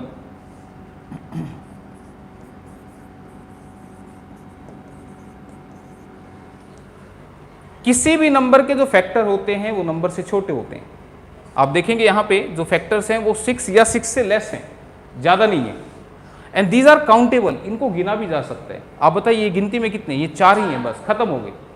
लेकिन मल्टीपल्स जो हैं वो इनफाइनाइट होते हैं और नंबर से बड़े होते हैं। 6 कम 6, 6 दूनी 12, जितने भी आएंगे सारे 6 से बड़े आएंगे, और ये कितने आएंगे? इनफाइनाइट आएंगे, इनको गिना नहीं जा सकता। ठीक है, इसीलिए जो हमारा टॉपिक है यहाँ पे लिखा है नंबर ऑफ डिवाइजर या फैक्टर्स। ठीक है, यानी कि हमें इन फैक्टर्स को काउंट करना है, ये हमारा टॉपिक है। लेकिन क्वेश्चन पहले तो बिल्कुल सिंपल सिंपल होंगे, उसके बाद मैं थोड़ा सा लेवल बढ़ाऊंगा इनका। ठीक है, लेकिन मुश्किल नहीं होगा, समझना है चीज़ों को ध्यान से। तो फिलहाल अभी मैं एक छोटा सा क्वेश्चन लिखता हूँ और उसके फैक्टर निकालने हैं हमें, उसको देखते हैं। जैसे मान लो हमारा क्वेश्चन है कि 12 के गुणनखंडों की संख्या, 12 के गुणनखंडों की संख्या ज्ञात कीजिए। अभी क्वेश्चन छोटा है, यहां से हम मेथड सीखेंगे, उसके बाद मैं क्वेश्चन धीरे धीरे बढ़ाऊंगा। 12 के गुणनखंडों की संख्या ज्ञात कीजिए। Find the number of factors of, find the number of factors of 12। तो कितने फैक्टर बनेंगे एक बार कैलकुलेट करके फटाफट मुझे बता दीजिए। अभी नंबर छोटा है, ध्यान दीजिएगा, अभी मैं इसको बहुत बड़ा लिखूंगा। हाँ, तो कितने फैक्टर आएंगे तो आप इसको कैलकुलेट कर सकते हैं। अगर बात करूं मैं प्रैक्टिकल की, तो प्रैक्टिकली आप इसको ये कहेंगे कि सर जी 12 किस किस से डिवाइड हो रहा है? 1 से भी हो रहा है, 2 से भी हो रहा है, 3 से, 4 से, 6 से, और तो यहाँ पे नंबर छोटा था हमने लिख के देख लिए, लेकिन अगर नंबर बड़ा होता तो फिर कैसे लिख के देखते? यहाँ तो हमने इजी सा था, लिख के देख लिया। ठीक है, तो यहाँ पे यहाँ टोटल जो हमने देखा वो हमारे पास आ रहे हैं 6 फैक्टर्स। टोटल 12 के कितने फैक्टर हैं? 6। तो नंबर छोटा था, इजीली हमने देख लिया, लेकिन अगर नंबर बड़ा होगा तो फिर हम क्या इस्तेमाल करेंगे? इसका मेथड इस्तेमाल करेंगे। और मेथड है क्या? बेसिकली मेथड क्या कहता है कि जो भी आपको नंबर दिया हो उसको आपने सबसे पहले प्राइम फैक्टर्स में ब्रेक कर दे। प्राइम फैक्टर्स मतलब अभाज्य गुणनखंड। ठीक है, और अभाज्य गुणनखंड के बारे में भी बात करेंगे, आगे बात करेंगे, लेकिन फिलहाल इसको सिंपल सी बात कह रहा हूं कि छोटे नंबर से काटना शुरू कर दें तो 2 से हमने देखा ये कट रहा है 6 पे, फिर से 2 से कट रहा है ये 3 पे, और ये 3 से कटा 1 पे। तो ये 2 2 3 इन्हीं को हम बोल रहे हैं प्राइम फैक्टर्स, अभाज्य गुणनखंड। ठीक है, तो हमने क्या किया, जो भी नंबर है उसको ऐसे तोड़ना शुरू कर दिया, और तोड़ा तो हमने देखा यहाँ पे 2 कितनी बार निकल के आया, 2 कितनी बार है, 2 बार है, तो 2 की पावर में लिखना है। 3 कितनी बार है, 1 बार, तो 3 की पावर में मल्टीप्लाई करके हमने यहाँ पे लिखना है। ठीक है, यहाँ तक कोई दिक्कत मेरे ख्याल से नहीं होगी। जो भी नंबर दे उसको ऐसे तोड़े, ध्यान रखना 4 से नहीं तोड़ना, कभी कहें कि 4 3 12 या 6 से नहीं तोड़ना, हाँ, क्योंकि 4 और 6 प्राइम नंबर नहीं है, इसलिए मैंने कहा प्राइम फैक्टर्स में ब्रेक करना है। और प्राइम फैक्टर्स मतलब यार सीधी सी बात बोल रहा हूँ कि छोटे से नंबर से काटना शुरू कर दें। 2 से काटा, जब तक 2 से कटे काटते रहे, जैसे ही 2 से कटना बंद फिर 3 से काटना है, फिर 3 से कटना बंद हो जाए तो फिर 5 से काटना है, फिर 7 से एंड सो। ठीक है, तो यहाँ पे सबसे पहले ऐसे निकाल लेंगे, तो उसके बाद अब बारी आती है नंबर ऑफ फैक्टर्स की। तो यहाँ पे जो नंबर ऑफ फैक्टर्स हमारे पास निकल के आते हैं उसके लिए आपने क्या करना है, जो भी यहाँ पावर है इस पावर में जस्ट 1 प्लस करना है। ये मेथड की बात कर रहा हूं, इस पावर में 1 प्लस करेंगे तो ये कितना बनेगा 3, इसमें 1 प्लस करेंगे तो ये कितना बनेगा 2, और दोनों को मल्टीप्लाई करेंगे you will get the answer 6। कितना ही बड़ा नंबर आ जाए तरीका आपने नहीं छोड़ना। ठीक है, सबसे पहले ऐसे ब्रेक करके पावर में 1 प्लस करना है, यहां भी 1 प्लस करना है, और आपके पास आ जाएगा आंसर 6। तो कोई बता सकते हैं इसमें 1 प्लस क्यों हुआ, इसमें 1 क्यों जोड़ा हमने, क्या इसके बारे में पता है? देखो समझाऊंगा मैं, लेकिन एग्जाम पॉइंट ऑफ व्यू से क्या जरूरी है ये ध्यान रखना, हमें एग्जाम क्रैक करना है, और एग्जाम कैसे क्रैक होगा, फास्ट मेथड से। लेकिन उसके पीछे का क्या रीजन है, ऐसा क्यों हुआ, इसमें क्यों ऐसा किया हमने, उसको भी समझना जरूरी है। तो मैं एक बार थोड़ा सा हिंट दे देता हूं, थोड़ा सा समझा देता हूं। ठीक है, इसके लिए देखो मैं अगर आपको यहां समझाऊं कि यहां पे ये 1 प्लस क्यों किया, इस पावर में 1 प्लस क्यों किया, तो आप देखें यहां पर मैंने इसका डिटेल मेथड लिखा है कि 12 1 2 3 4 6 और 12 से डिवाइड हो रहा है, और ये टोटल कितने नंबर हैं, ये टोटल 6 नंबर्स हैं। अब इन 6 नंबर्स को मैं बना के दिखाता हूं, तो आप कैसे बनाएंगे कि जो हमने इसको तोड़ा था ये था 2 की पावर 2 इनटू में 3 की पावर 1, यही था। तो अब मैं इसके अगर सब फैक्टर्स यहां पर देखूं तो कितने बनेंगे, देखो 2 की पावर 2 के लिए मैं 2 की पावर 0 लिख सकता हूं, 2 की पावर 1 लिख सकता हूं, और 2 की पावर 2 लिख सकता हूं।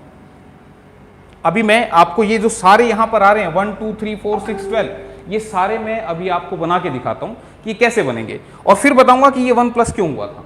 सिमिलरली अगर 3 को भी देखें तो मैं लिख सकता हूं 3 की पावर 0 एंड 3 की पावर 1।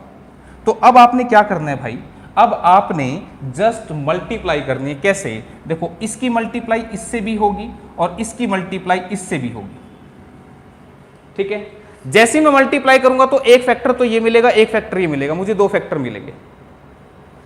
2 की पावर 0 की मल्टीप्लाई इससे करूंगा तो पहला फैक्टर मिलेगा, इसको इससे मल्टीप्लाई करूंगा तो दूसरा फैक्टर मिलेगा। इसी तरह से इसकी मल्टीप्लाई इससे भी होगी, इससे भी होगी, 2 और 2 4 हो गए। इसकी मल्टीप्लाई इससे भी होगी, इससे भी होगी, तो ये हो गए टोटल 6। तो यहां पे अगर मैं देखूं मल्टीप्लाई करके तो 2 की पावर 0 इंटू 3 की पावर 0, ये पहला फैक्टर आया। सिमिलरली 2 की पावर 0 इंटू 3 की पावर 1, ये दूसरा फैक्टर आया। इसी तरह से 2 की पावर 1 को भी आपने मल्टीप्लाई करना है। देखो 2 की पावर 1 को भी आपने इससे मल्टीप्लाई करना और इससे मल्टीप्लाई करना, तो क्या आएगा 2 की पावर 1 इंटू 3 की पावर 0, 2 की पावर 1 इंटू 3 की पावर 1, एंड सिमिलरली लास्ट हमारा कौन सा बचा 2 की पावर 2 का, तो इसको भी थोड़ा सा अलग कलर में ले लेते हैं सो दैट कि ये मिक्स ना हो। तो इसको ले लेते हैं हम 2 की पावर 2 इंटू 3 की पावर 0, ये कलर शायद ना दिखे इतना तो इसको ब्लैक ही ले लेते हैं। दिस इज 2 की पावर 2 इंटू 3 की पावर 0। और ध्यान रखना मैंने आपको बताया था कि हो सकता है ये चीज़ आपको आती हो, लेकिन मैं कुछ ऐसा ज़रूर बताऊंगा जो अलग होगा। ऐसी बात नहीं है कि जो आपको आता है मैं सिर्फ वही पढ़ा के जाऊंगा। टॉपिक जानबूझ के आसान लिया गया है सो दैट कि मैथ्स को समझने का नज़रिया बदलना है। कई बच्चों के मन में ये होता है यार मैथ ये तो आ ही नहीं सकता हमें, और ध्यान रखना यही वो सब्जेक्ट है जिसकी वजह से एग्जाम हमेशा रह जाता है। ठीक है, तो अब देखिएगा किसी भी नंबर की पावर 0 जो होती है वो 1 के बराबर होती है। इसको बाद में प्रूव भी करेंगे जब हम इंडिसेस सर्च पढ़ेंगे। तो 2 की पावर 0 1, अभी फिलहाल के लिए याद रखना किसी की पावर 0 1, तो 1 इंटू 1 दिस इज 1, 1 इंटू 3 की पावर 1, 3 की पावर 1 मतलब 3 एक बार है, तो 3 इंटू 1 दिस इज 3, 2 की पावर 1 2, और ये 1 बनेगा तो कितना बनेगा 2, ये बनेगा 2 तिया 6, और यहाँ पे ये बनेगा 2 की पावर 2 यानी कि 2 दूनी 4, 4 एकम 4 और 4 तिये 12। तो अब आप देखिए यहाँ पर क्या एक ये आया हुआ है, ये 2 भी आया हुआ है, देखो हमने 2 भी बनाए, उसके बाद 3 भी ये रहा, उसके बाद 4 भी हमने बना दिया, 6 भी बना दिया, और ये हमने लास्ट 12 भी बना दिया। क्या ये बात समझ में आई? ये जो हमने बना दिए तो इसी से हम यहां पे कहते हैं कि 1 प्लस क्यों किया। यहां पे देखिए 2 की पावर 2 थी, लेकिन जब मैंने इसके सब फैक्टर बनाए तो 1 2 3 बने। ये टोटल कितने बने, यहां पर लिख रहा हूं इस बात को, ये टोटल बने 3, एक ये वाला, दूसरा ये और तीसरा ये बने 3, और यहां पर कितने बने, एक ये और एक ये, कितने बने 2, तो 3 गुना 2 कितना बन गया 6। तो यहां पे ये 3 को ही यहां 1 प्लस करके लिखा गया था। ये 1 प्लस क्यों हुआ था, वो यहां से प्लस हुआ था, लेकिन यार ये एग्जाम में नहीं करके दिखाना। एग्जाम में क्वेश्चन आता है कि इस नंबर के फैक्टर्स बताओ, तो तुमने सीधा क्या करना है, नंबर को तोड़ दें, जस्ट ब्रेक करें, ब्रेक करके जो पावर्स है उसमें 1 प्लस करें और आंसर बता दें, ठीक है।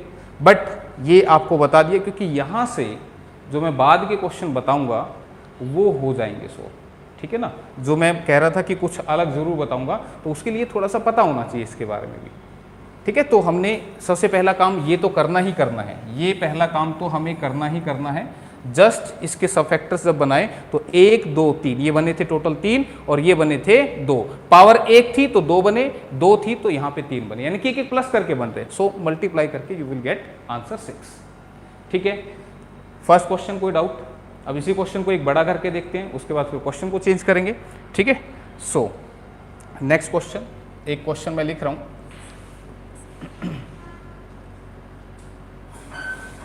1080 के नंबर ऑफ फैक्टर्स, एक बार मुझे जल्दी से कैलकुलेट करके बता दें इसके नंबर ऑफ फैक्टर्स कितने बनेंगे, इसके गुणनखंडों की संख्या जल्दी से एक बार कैलकुलेट करें। क्वेश्चन हमने छोटा लिया था, लेकिन अब ये धीरे धीरे बढ़ता जाएगा, ठीक है। अभी पहले बच्चा क्वेश्चन था ताकि वो दिमाग में आ जाए, अब धीरे धीरे ये बढ़ेगा, ठीक है। इसके गुणनखंडों की संख्या, गुणनखंडों की संख्या 32 आ रही है, ठीक है, वेरी गुड। 1080 के नंबर ऑफ फैक्टर्स एक बार कैलकुलेट कर लें भाई, सभी कैलकुलेट करें और बताएं कि क्या यहाँ पे आ रहा है आंसर।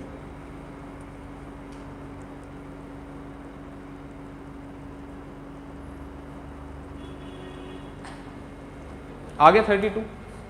सबसे पहले ब्रेक करना है, बताया था मैंने अभी आपको, 1080 को ब्रेक करना है, और ध्यान रखें ब्रेक करने के लिए शुरुआत करनी है 2 से, और जब भी 2 से कटेगा तो आपने इसका आधा नीचे लिख देना है, ठीक है। इसका आधा कितना होगा, 2 पंजे 10, 2 चौके 8 0, 540। अगर किसी को नहीं आता समझ में तो 1080, 1000 का आधा 500 और 80 का आधा 40, तो सीधे 540 बन गया। सिमिलरली जब इसको काटेंगे तो कितना बनेगा, 270। जब भी 2 से काटेंगे इसका आधा नीचे लिखना है, 135। अब 2 से नहीं कट रहा, अब 3 से कटेगा, नहीं कटेगा कैसे पता है, इसके डिजिट्स को ऐड कर दो, 5 3 8 और 1 9, 9 3 से कट रहा है, नंबर 3 से कटेगा, तो 3 चौके 12, 3 पंजे 15, फिर 3 से, फिर 3 से, और लास्ट में 5 से 1 पे। तो 2 कितनी बार आ रहा है, 3 बार, और 3 कितनी बार, 3 बार, और 5 कितनी बार, सिर्फ 1 बार, ठीक है। आप इसको ऐसे भी ब्रेक कर सकते हैं, मैंने यहां पर इसलिए बताया, मैंने कहा था कि जिन बच्चों के मैथ का डर होता है उसके लिए मैं इतना ज्यादा डिटेल में बता रहा हूं। आप इसको ऐसे भी माइंड में कैलकुलेट कर सकते थे कि 1080 जो है, आप समझ सकते हैं कि ये 10 गुना 108 है, और 108 जो होता है वो 12 में 108 होता है। माइंड में ही आप कैलकुलेट कर सकते थे कि 12 में 108 होता है, और 12 जो होता है वो 4 तिये 12 होता है, तो 4 तिये 12 अगर मैं कहूंगा तो ये फैक्टराइजेशन अगर आपको आता है तभी आप इसको माइंड में कर सकते हैं। अब देखो यहां पे, यहां भी 2 है और इसके अंदर भी 2 है, 2 पंजे 10 होते हैं, तो 2 बार यहां है, 1 बार यहां है, तो 2 कितनी बार आएगा, 3 बार। 9 की बात करूं तो 9 के अंदर भी 3 तिया 9, 3 2 बार है, और 1 3 यहां पर है, तो कितनी बार हो गया, 3 हो गया 3 बार। और लास्ट बचा 5 जो कि कितनी बार है, एक बार। तो भाई ये चीज़ें आएंगी प्रैक्टिस से। अभी फोकस इस पे कर सकते हैं जिसका मैथ वीक है। ये चीज़ें बिना प्रैक्टिस के नहीं आएंगी। मैथ नीड्स प्रैक्टिस, प्रैक्टिस का कोई अल्टरनेट नहीं है मैथ्स में, ठीक है, कि प्रैक्टिस करेंगे तभी आप सीख पाएंगे। तो सबसे पहले मैंने इसको ऐसे ब्रेक किया और यहाँ से अब नंबर ऑफ फैक्टर्स कैसे आएंगे। तो नंबर ऑफ फैक्टर्स अभी आपको मैंने बताया था, जस्ट पावर में एक ऐड कर दें तो ये बनेगा 4, इसमें भी एक ऐड करेंगे 4 और इसमें भी एक ऐड करेंगे, दिस इज 2। तो कितना बन रहा है, 32। तो 32 आंसर आपका आ रहा था, ठीक है, बात समझ में आई। तो ये था एक सिंपल सा क्वेश्चन। इसके अलावा अब मैं एक क्वेश्चन ऐसा लेता हूं, अगर मैं यहाँ पे थोड़ा सा लेवल बढ़ाऊं, जाना है अभी, हाँ सर लेट हो गया। ठीक है, अगर जाना है तो आप निकल जाएं, फिर क्लास चलती रहेगी, आप लोग बैठें। अभी क्वेश्चन मैं पूछूंगा, थोड़ा सा स्टेप बाय स्टेप चलेगा, ठीक है, एकदम बीच में पूछेंगे तो फिर अभी हम नंबर ऑफ फैक्टर्स निकाल रहे थे कि टोटल कितने फैक्टर्स है, कितने नंबर है जिनसे हमारा नंबर डिवाइड हो रहा है, ठीक है। अब यहीं पे दो क्वेश्चन और अराइज होते हैं। एक क्वेश्चन क्या, ओड फैक्टर्स के लिए, और एक होता है इवन फैक्टर्स के लिए। ओड फैक्टर्स कितने होंगे और इवन फैक्टर कितने होंगे। ओड और इवन यानी कि विषम और सम। अगर मैं आपसे बात करूं कि 18 के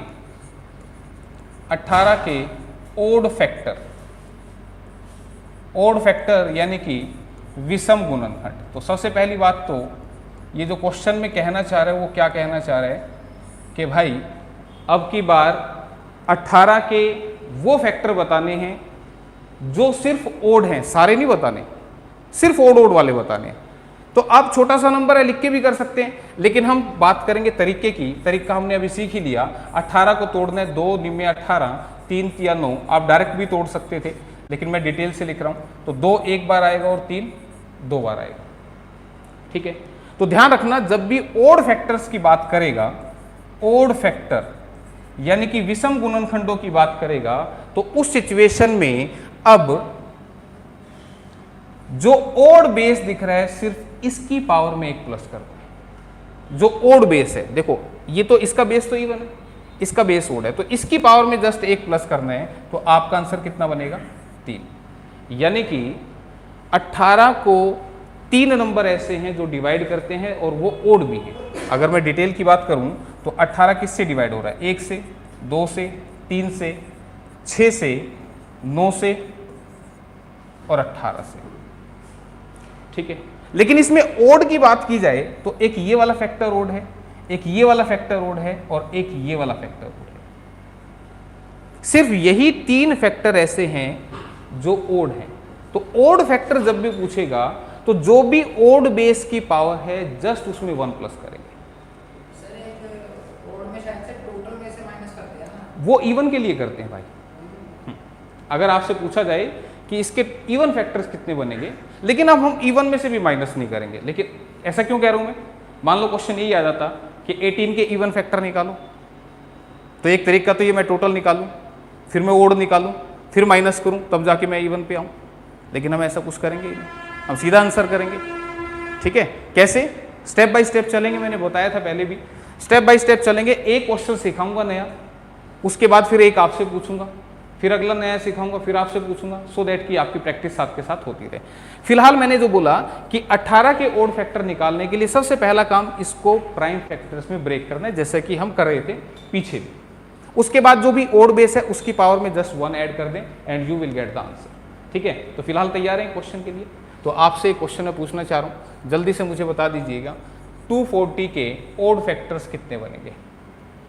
240 के ओड फैक्टर्स कितने बनेंगे, कितने बनेंगे ये मुझे एक बार बता दीजिए फटाफट।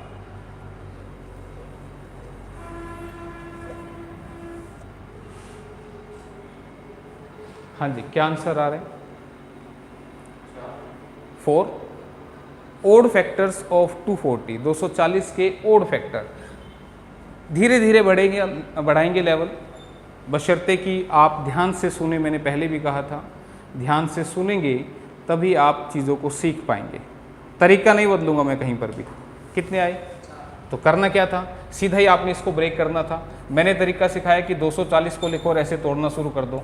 2 से काटेंगे 120 पे, 2 से 60 पे, 2 से 30, 2 से 15, फिर 3 से 5 और 5 से 1।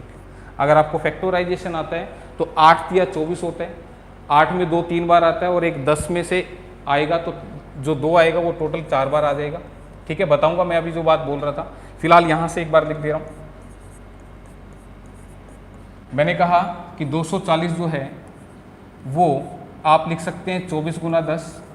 24 गुना 10 कहेंगे तो 8 या 24 होता है, ये प्रैक्टिस से आएगा भाई। ठीक है, 8 जो होता है वो 2 की पावर 3 होता है और 1 यहाँ पर है, 3 बार यहाँ 1 बार यहाँ, तो टोटल 2 कितनी बार हो गया? 4 बार हो गया, जबकि 3 और 5 सिंगल सिंगल बार है। तो आप ऐसे ही फैक्टराइज कर सकते हैं। ठीक है, तो अब ओड फैक्टर्स मैंने बताए थे कैसे निकालने हैं। ओड फैक्टर्स के लिए केवल जो ओड फैक्टर्स की पावर है, जिसका बेस ओड है, इसकी पावर में जस्ट 1 1 प्लस करना है। मैंने हाईलाइट किया, तो इसमें 1 प्लस करेंगे, this is 2 and again this is 2, so this becomes 4। तो 4 यहाँ पर ओड फैक्टर्स आएंगे। तो मेरे ख्याल से ओड फैक्टर का क्वेश्चन भी जो है वो हमारा क्लियर हो गया होगा। ठीक है, so come to the next question. तीसरा क्वेश्चन इसमें जो हम लेके चलेंगे, 60 के सम गुणनखंड। 60 के सम गुणनखंड यानी कि इवन फैक्टर्स आपने देखने हैं, 60 के इवन फैक्टर्स। अब 2 तरीके यहां हो सकते हैं क्या? या तो मैं टोटल निकाल लूं, ऐसी गलती नहीं करनी। अब पहले मैं 60 को तोड़ूंगा तो 15 चौके 60 होता है, तो 2 की पावर 2 आएगी, 3 की पावर 1 आएगी और 5 की पावर भी 1 आएगी। ठीक है, हाँ 15 चौके 60 होता है। फिर भी अगर नहीं पता लगे भाई, ये उनके लिए जिनको मैथ से डर लगता है, तो डरना नहीं है भाई, इस तरह से वो लिख लें। थोड़ा सा समय लगेगा लेकिन धीरे धीरे ये चीजें आ जाएंगी। ठीक है, तो यहाँ पे 2 आया 2 बार, 3 1 बार और 5 1 बार। तो अब ऐसे नहीं करना कि जब इवन फैक्टर निकालेंगे, इवन फैक्टर का मतलब क्या हुआ? मतलब वो वाले नंबर जो 2 से कटते हों वो इवन होंगे। पहली बात तो ओड और इवन का मतलब मेरे ख्याल से पता होगा सबको। इवन वो जो 2 से कट जाते हैं, तो वो वाले फैक्टर निकालने 60 के जो 2 से कट जाएं। तो अब ऐसा नहीं करना पिछले क्वेश्चन की तरह कि भाई वहां पे ओड वाले में क्या किया था, ओड वाले बेस की पावर में 1 प्लस किया था, तो अब इसमें 1 प्लस कर देंगे तो फिर तो आंसर 3 आ जाएगा। लेकिन ये गलत होगा, कभी इस पावर में 1 प्लस कर दें फिर गलत होगा। तो इसके लिए 2 तरीके हो सकते हैं। पहला तरीका तो ये कि मैं सबसे पहले इसके टोटल फैक्टर निकाल लूं, ये पहला तरीका है जो कि आपने फॉलो नहीं करना है। ठीक है, टोटल फैक्टर कितने कैसे निकलेंगे मैंने बताया था, इस पावर में 1 ऐड करेंगे 3 बनेगा, इसमें 1 ऐड करेंगे 2 बनेगा और लास्ट वाले में भी 1 ऐड करेंगे, तो टोटल फैक्टर कितने बन गए? 12। फिर अगर मैं पूछूं ओड फैक्टर कितने बनेंगे, विषम गुणनखंड, तो ओड फैक्टर के लिए आपने सिर्फ ओड वालों की पावर में 1 1 प्लस करना था, यानी कि इसमें और इसमें प्लस करेंगे तो ये बनेगा 2 × 2 एंड दिस बिकम्स 4। तो एक तरीका तो ये कि मैं 12 में से 4 माइनस कर दूं और आंसर बता दूं 8, कि टोटल में से, ये था वो पॉइंट जो आप पूछ रहे थे कि टोटल में से इसको माइनस करते हैं, then you will get the even factors. ठीक है, लेकिन आप सोच के देखें, अगर यही क्वेश्चन पूछ लिया कि 60 के सम गुणनखंड बता दो, तो पहले तो टोटल निकालेंगे फिर ओड निकालेंगे तब जाके आंसर पे पहुंचेंगे। लेकिन ऐसा नहीं करें। हाँ, उसके लिए आपने क्या करना है, उसके लिए जो दूसरा तरीका है वो मैं आपको बता देता हूँ। सेकंड मेथड क्या है इसके लिए? सेकंड मेथड, ये फर्स्ट मेथड था हमारा। सेकंड मेथड क्या कहता है कि अगर आपसे इवन फैक्टर पूछ ले डायरेक्टली, तो आपने क्या करना है, जो इवन वाली पावर है, ये वाली पावर, इसको एज इट इज लेना है, इसमें कुछ भी ऐड नहीं करना। तो इसको एज इट इज लेंगे तो ये 2 बनेगा, और जो बाकी की जो पावर है इनमें 1 1 प्लस करके लेना है। तो इसमें 1 प्लस करेंगे तो ये कितना बनेगा? 2, और इसमें 1 प्लस करेंगे तो ये भी कितना बनेगा? 2। तो 2 दूनी 4 दूनी 8, फिर से हमारा जो आंसर है वो सेम आ जाएगा। ठीक है, और इसमें 1 प्लस क्यों नहीं हुआ तो ध्यान दीजिएगा, जब मैं डिटेल समझा रहा था आपको तब मैंने बताया था कि जब हम इसको ऐसे लिखते हैं, जब हम इसको ऐसे लिखते हैं तो यहाँ पे 2 की पावर 0, 2 की पावर 1 और 2 की पावर 2 ऐसे आया था। इसी तरह से इसको लिखा था तो 3 की पावर 0 और 3 की पावर 1 आया था। इसको लिखेंगे तो 5 की पावर 0 और 5 की पावर 1 आया था। ठीक है, तो इसमें अगर हमें इवन फैक्टर निकालने हैं तो उसके लिए हमें इसको छोड़ना होता है। किसको? इसको छोड़ना होता है। क्यों छोड़ना होता है? क्योंकि 1 × समथिंग करूंगा तो वो इवन बनेगा नहीं। तो 2 इंटू समथिंग करूंगा तो वो इवन बनेगा। आप 2 की मल्टीप्लाई किसी भी नंबर से करो वो एक इवन नंबर बन जाएगा। 2 एकम 2 इवन बन गया, 2 दूनी 4 इवन है, 2 तिया 6 इवन है। तो 2 की पावर 0 यानी कि 1 जो है वो हम इसमें से हटा रहे हैं। इसको हटाने के बाद ये कितने बचेंगे, ये सिर्फ 2 ही बचेंगे। तो इसलिए ये पावर जो थी ये एज इट इज इस्तेमाल की थी।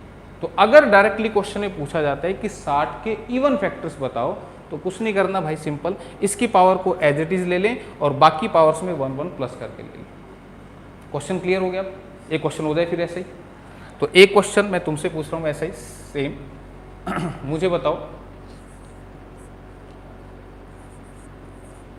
3600 के इवन फैक्टर, 3600 के इवन फैक्टर यानी कि सम गुणनखंड मुझे बताने 3600 के सम गुणनखंड।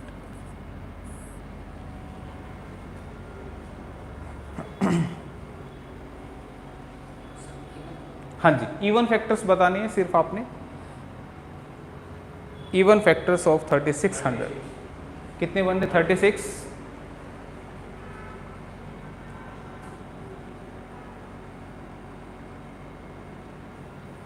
तो आप माइंड में सोच सकते हैं 3600 को क्या लिख सकते हैं 36 इंटू 100, दिमाग में आ जाएगा ये तो। और सबको पता है कि ये 4 नी में 36 होता है, होता तो 9 के 36 भी है, 12 दिए 36 भी है, 6 6 के 36 भी है, पर 4 नी में 36 के पीछे रीजन क्या होता है, क्योंकि 4 जो होता है वो 2 की पावर 2 होता है और ये 3 की पावर 2 होता है। सिमिलरली ये 4 गुना 25 होता है। तो आप ऐसे फैक्टराइजेशन कर सकते हैं, ठीक है। नहीं तो फिर आपको तरीका मैंने बताया था, मैं उसको भी लिख देता हूँ ताकि किसी का डाउट ना रहे। 2 से काटेंगे 1800 पे, 2 से काटेंगे 1800 का आधा 900 पे, फिर 2 से काटा 450, 2 से काटा 225, फिर 3 से 75, 3 से 25, 5 से 5 और लास्ट 5 से 1। तो 2 कितनी बार आ रहा है यहाँ पर? 4 बार। देखिए यहाँ पर भी दिख रहा है 2 बार ये 2 बार ये 4 बार आ गया। 3 कितनी बार आ रहा है? 2 बार। और 5 भी हमारा कितनी बार है? 2 बार। तो मैंने बताया था जब भी इवन फैक्टर्स पूछे, इवन फैक्टर, तो आपने क्या करना है, इसको लेना है एज इट इज, इसमें कोई बदलाव नहीं। और इनमें क्या करना था, एक एक प्लस। तो 2 में 1 प्लस करेंगे, this becomes 3 and this becomes again 3। तो 4 3 12 3 36 आपका सीधा सीधा आंसर आ जाएगा। क्लियर है ये बात? कोई डाउट इसमें? 3 तरह के क्वेश्चन हमने देखे हैं। टोटल नंबर ऑफ फैक्टर निकालना, मतलब जिससे वो डिवाइड हो सकता है, उसके बाद उसमें से ओड कितने हैं और उसके बाद उसमें से इवन कितने हैं। तो 3 तरह के क्वेश्चन हो चुके हैं। तो नेक्स्ट क्वेश्चन अब देखेंगे और स्टेटमेंट में लिखता हूं 60 के गुणनखंड, 60 के गुणनखंड जो 4 के गुणज हो। क्या है, मैं अभी एक बार क्वेश्चन समझाऊंगा। यानी कि यहां क्वेश्चन है factors of 60, factors of 60 which are multiple of 4, which are multiple of 4। पहले तो बताओ क्वेश्चन क्लियर है, मैंने क्या पूछा है? देखो क्वेश्चन को समझना है, लैंग्वेज समझाएगी। मैं अपने पास से कुछ नहीं कर रहा, लैंग्वेज बता रही है। क्वेश्चन में मैंने लिखा कि 60 के फैक्टर, इससे क्या समझ में आया, वो सारे नंबर जिनसे 60 डिवाइड होगा। लेकिन आगे कंडीशन लगा दी जो 4 के मल्टीपल हो। मल्टीपल का मतलब जो 4 के पहाड़े में आए। मैंने मल्टीपल और फैक्टर सबसे पहले बताया था। तो 4 के मल्टीपल वो जो 4 के पहाड़े में आएंगे, ठीक है। तो पहले मैं एक बार इसका डिटेल समझा देता हूँ सो दैट कि क्वेश्चन माइंड समझे कि हाँ ऐसा हुआ था, हमने इसलिए ऐसा लिखा। फिर ट्रिकी बताऊंगा सॉल्यूशन, ठीक है। आप मुझे बताइए सबसे पहली बात कि 60 के फैक्टर कौन कौन से होंगे? बताइए भाई, 60 किस किस से डिवाइड हो रहा है? 1 से, 2 से, 3 से, 4 से, 5 से, 6 से, 10 से, 12 से, 15 से, 30 से और 60 से। 20 भी रह गया भाई, 20 भी आएगा, 20 से भी तो कट रहा है। 20, 30 और 60, ठीक है। 3 दूनी 6 दूनी 12 होने चाहिए। देखो 4 4 8 4 3 12 12 है। ये पूरा डिटेल खोल के लिख दी मैंने कहा था चीज़ों को प्रैक्टिकल वर्जन देखेंगे। प्रैक्टिकल का मतलब कहाँ होते हैं प्रैक्टिकल? साइंस में होते हैं। क्यों होते हैं? ताकि दिमाग मान जाए हाँ इसमें ये मिलाया था तब इसका कलर पिंक हुआ था, तो दिमाग समझेगा उस चीज़ को, देख के वो लंबे समय तक याद रह सकती है बात, तो इसलिए प्रैक्टिकल वर्जन लिखा है। तो अब यहाँ पे आप मुझे बस इतना सा बताओ, मैंने क्वेश्चन लिखा कि 60 के फैक्टर तोड़ के बता दो, 60 के फैक्टर, आपने कहा ये सारे हैं, मैंने कहा बिल्कुल ठीक है, लेकिन मैं कह रहा हूं कि वो फैक्टर बताओ जो 4 के मल्टीपल हैं, जो 4 की मल्टीप्लाई करके मिले, तो 4 एकम 4, 4 3 12, 4 पंजे 20 और 4 से कटा 60, ये 4 के मल्टीपल है। मल्टीपल का मतलब ये 4 से कटेंगे या 4 के पहाड़े में आएंगे। बता दो ये 4 के टेबल में नहीं आते हैं तो आते हैं ना। इसका मतलब अब मेरा जो आंसर आना चाहिए क्वेश्चन का वो 1 2 3 4, सिर्फ 4 आना चाहिए। बात समझ में आ रही है? लेकिन करेंगे कैसे? तो उसके लिए आपने करना क्या है, बिल्कुल सिंपल सा सरल सा मेथड बताता हूं। आपने इस 60 को 4 से काटना है, तो 4 से काटूंगा तो किस पे कटेगा? 15 पे कटेगा। तो आप इसको ऐसे लिख लो, अगर 60 को 4 से डिवाइड करूंगा तो 15 पे डिवाइड होगा कि नहीं होगा? तो हमने 15 को अंदर लिख दिया, 4 को बाहर लिख दिया। जिसके मल्टीपल देखने उसको बाहर लिख दो और वो कितने पे काट रहा है उसको अंदर लिख देना। फिर इस 15 का वही करना है जो अब तक करते हैं। क्या करते हैं? टोटल फैक्टर निकालने हैं। तो 15 क्या होता है? 3 पंजे 15, तो मैं इसको ऐसा लिख दूं तो क्या कोई दिक्कत है भाई किसी को? 3 पंजे 15, 3 एक बार 5 एक बार। तो अब 4 के मल्टीपल वाले फैक्टर कैसे मिलेंगे? जो पावर यहां पर आपको दिखाई दे रही है इन पावर्स में जस्ट एक एक ऐड करो, जैसे पीछे कर रहे थे। तो एक में एक ऐड करूंगा तो ये बनेगा 2, इसमें एक ऐड करूंगा ये बनेगा 2, and answer becomes 4। This is answer. So 4 factor यहां ऐसे हैं 60 के जो 4 के मल्टीपल हैं। क्या बात समझ में? तो मेरे ख्याल से अब इस तरह का कोई भी क्वेश्चन, मान लो मैं 6 के मल्टीपल में पूछ लेता, मैं कहता कि 60 के वो वाले फैक्टर बता दो जो 6 के मल्टीपल है, तो करना क्या है? 6 से उठा के भाग दे दो। कितने बनने चाहिए फिर? वो भी 4 ही बनेंगे। कैसे? देखो 6 से, अगर मैं 6 के मल्टीपल, अगर मैं देखना चाहता हूं यहाँ पे 6 के मल्टीपल, मैं वो फैक्टर देखना चाहता हूं 60 के जो 6 के मल्टीपल हो, तो 6 के मल्टीपल है तो हम 6 से इसको भाग देंगे तो कितने पे कटेगा? 10 पे कटेगा भाई। और 10 क्या होता है? 2 पंजे 10 होता है, सबको पता है। तो कैसे मिलेंगे फैक्टर? इनमें एक एक प्लस कर दो तो क्या बनेगा? 2 इंटू में 2, आंसर कितना बनेगा? 4। 4 बन गया। वेरीफाई करके देखो। एक तो फैक्टर ये रहा 6 कम 6 वाला, एक 6 दूनी 12, 6 पंजे और 6 दाएं। क्या बात समझ में आ रही है? क्लियर हुआ? तो अगर कोई ऐसा पूछ ले कि इसके वो वाले फैक्टर जो इसके मल्टीपल हैं, तो उठा के उसको कॉमन ले दो। ठीक है, बात याद रहेगी। इसके अलावा एक और हो जाए अलग सा। अब मान लो, देखो टॉपिक तो वही है, टॉपिक वही है लेकिन वेरिएशंस बढ़ा दी। हाँ, टाइप को बढ़ा दिया। आसान है वो एग्जाम के लेवल के हिसाब से। हरियाणा का वो एग्जाम है तो थोड़ा सा कम लेवल पे रहेगा, एसएससी वगैरह पे चला गया तो थोड़ा सा लेवल बढ़ जाएगा, लेकिन चीज़ तो वही है, टॉपिक तो वही है। ठीक है, तो अब यहाँ पे मैं फिर से एक क्वेश्चन लिखता हूँ। उसके लिए पहले मुझे ये बताओ, क्या ये पता है परफेक्ट स्क्वायर नंबर क्या होता है? परफेक्ट स्क्वायर नंबर, जिसको हिंदी में क्या बोलते हैं? पूर्ण वर्ग संख्या। पूर्ण वर्ग संख्या क्या होता है? परफेक्ट स्क्वायर नंबर जिसमें एक ही नंबर 2 बार मल्टीप्लाई होता है। 2 into 2 this is 4, 3 into 3 this is 9, 4 into 4 this is 16। तो ये जितने भी नंबर यहां पर आ रहे हैं ये सारे कैसे हैं? परफेक्ट स्क्वायर है। जिसमें एक ही नंबर 2 बार मल्टीप्लाई हो रहा है तो वो परफेक्ट स्क्वायर बनेगा, क्योंकि अगला क्वेश्चन मैं इसी से रिलेटेड पूछने वाला हूं। सिमिलरली एक परफेक्ट क्यूब भी होता है, परफेक्ट क्यूब नंबर, जिसको आप क्या बोलेंगे? पूर्ण घन संख्या। पूर्ण घन संख्या। और परफेक्ट क्यूब क्या होता है? जिसमें एक ही नंबर 3 बार मल्टीप्लाई होगा। ठीक है ना, एक ही नंबर की जब हम 3 बार मल्टीप्लाई करेंगे तो वो जो नंबर मिलेगा वो कैसा होगा? परफेक्ट क्यूब होगा। जैसे 3 इंटू 3 इंटू 3 दिस इज 27। ठीक है, तो अब यहां पे इस पे बेस्ड मैं कुछ क्वेश्चन पूछने वाला हूं। अगला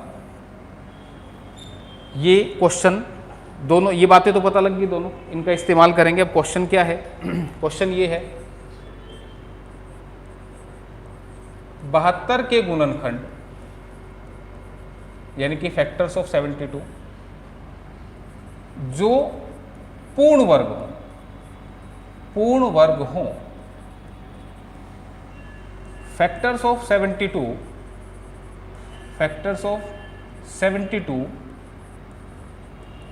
विच आर परफेक्ट स्क्वायर। क्या एक बार कर सकते हैं आप? बस लास्ट क्वेश्चन।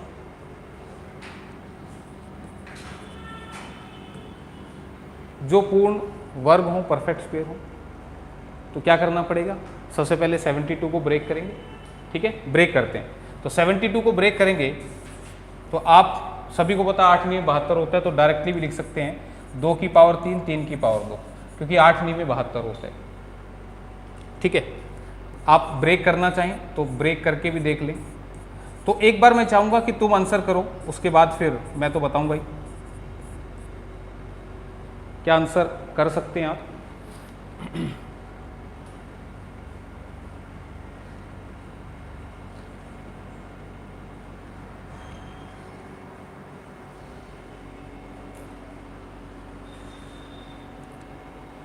क्या आंसर कर पा रहे हैं?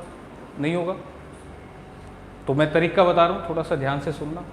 आप बता रहे हैं, देखिए मैंने इसके लिए एक मेथड आपको बताया था कि यार इसको ऐसे लिख सकते हैं कि इसको अगर मैं तोड़ूंगा तो 2 की पावर 0, 2 की पावर 1, 2 की पावर 2 एंड 2 की पावर 3, ठीक है। इसको ब्रेक करूंगा तो क्या बनेगा? 3 की पावर 0, 3 की पावर 1 एंड 3 की पावर 2। कोई दिक्कत? लेकिन मुझे परफेक्ट स्क्वायर निकालना, और परफेक्ट स्क्वायर जब ही बनेगा जब एक नंबर 2 बार मल्टीप्लाई हो। तो 2 की पावर 0 1, क्या 1 परफेक्ट स्क्वायर है? ध्यान दो, अभी बात की थी मैंने, 1 परफेक्ट स्क्वायर भी है और 1 परफेक्ट क्यूब भी है। 1 इंटू 1, दिस इज 1। तो यहां पे अगर मैं बात करूं तो ये जो ये है, ये एक परफेक्ट स्क्वायर बन रहा है। क्या 2 की पावर 1 यानी कि 2 क्या एक परफेक्ट स्क्वायर है? 2 नहीं है, 2 परफेक्ट स्क्वायर नहीं है, तो इसको हम नहीं लेंगे। 2 की पावर 2 क्या ये परफेक्ट स्क्वायर है? बिल्कुल ये है। 2 की पावर 3 क्या परफेक्ट स्क्वायर है? 8 कोई परफेक्ट स्क्वायर है? नहीं है। तो इसका मतलब यहां से सिर्फ 2 नंबर मुझे मिलेंगे, एक ये वाला और एक ये वाला। सिमिलरली यहां से ये मिलेगा, ये नहीं मिलेगा और ये मिलेगा, और ये कितने होंगे? 1 और 1 2, तो 2 दूनी 4, तो आंसर कितना बनेगा? 4 बनेगा, ठीक है। ये एक तरीका है। दूसरा तरीका क्या होगा? दूसरा तरीका क्या होगा भाई? बिल्कुल आसान होगा दूसरा तरीका जो बता रहा हूं मैं। कैसे आसान होगा? आप देखिए, अगर मुझे परफेक्ट स्क्वायर चाहिए तो मैं इस पावर को ब्रेक करूंगा, तो 2 की पावर 2 मुझे एक ही बार दिख रहा है, तो मैं इसको क्या ऐसे लिख सकता हूं? 2 एकम 2। अगर यहां 4 होती तो मैं 2 गुना 2 लिखता। क्या बात समझ में आ रही है? अगर यहां 4 होता तो मैं 2 दूनी 4 लिख देता, लेकिन परफेक्ट स्क्वायर के कॉम्बिनेशन में तो सिर्फ एक ही बन रहा है, 2 एकम 2। अगर यहां 6 होता, ठीक है, तो 6 होता तो फिर कैसे लिखते? 2 की पावर 2 तिया 6, ठीक है, मल्टीप्लाई में करना है, तो यहां पे एक ही बन रहा है। और यहां पर भी देखो 3 की पावर 2 जो है वो कितनी बार है? इसको भी मैं 2 एकम 2 लिख सकता हूं। तो जस्ट आपने अब करना क्या है, आंसर आपके सामने आ जाएगा। कैसे? जो ये बाहर वाली पावर है इसमें 1 प्लस करेंगे तो ये 2 बनेगा, अगेन इसमें 1 प्लस करेंगे दिस बिकम्स 2, और 2 गुना 2 बनेगा 4। तो आपने इस तरह के कॉम्बिनेशन बनाने, यहां से बनाए या ऐसे बनाए, दोनों ही आसान है। अगर ये 6 होता तो फिर क्या होता? 2 की पावर 4 लेता, 2 की पावर 4 परफेक्ट स्क्वायर होता, फिर 2 की पावर 5 नहीं होता, फिर 2 की पावर 6 होता। तो इस तरह से भी आप कर सकते हो, और इसको भी आप एक बार कर सकते हैं। फिर भी डाउट रहेगा तो अगली क्लास में डिस्कस करेंगे, क्योंकि आज की क्लास का समय हो चुका है, ठीक है। तो फिर भी कोई डाउट रहता है तो नेक्स्ट क्लास में करेंगे। तो आज के लिए बस यहीं पे छोड़ते हैं। अपने कमेंट्स करके बताइएगा क्लास में कोई डाउट रहा है, समझ में नहीं आए तो, ताकि उसको रीड करके नेक्स्ट क्लास में उस डाउट को ले लिया जाए, ठीक है। तो मिलते हैं अगली क्लास में। Thank you.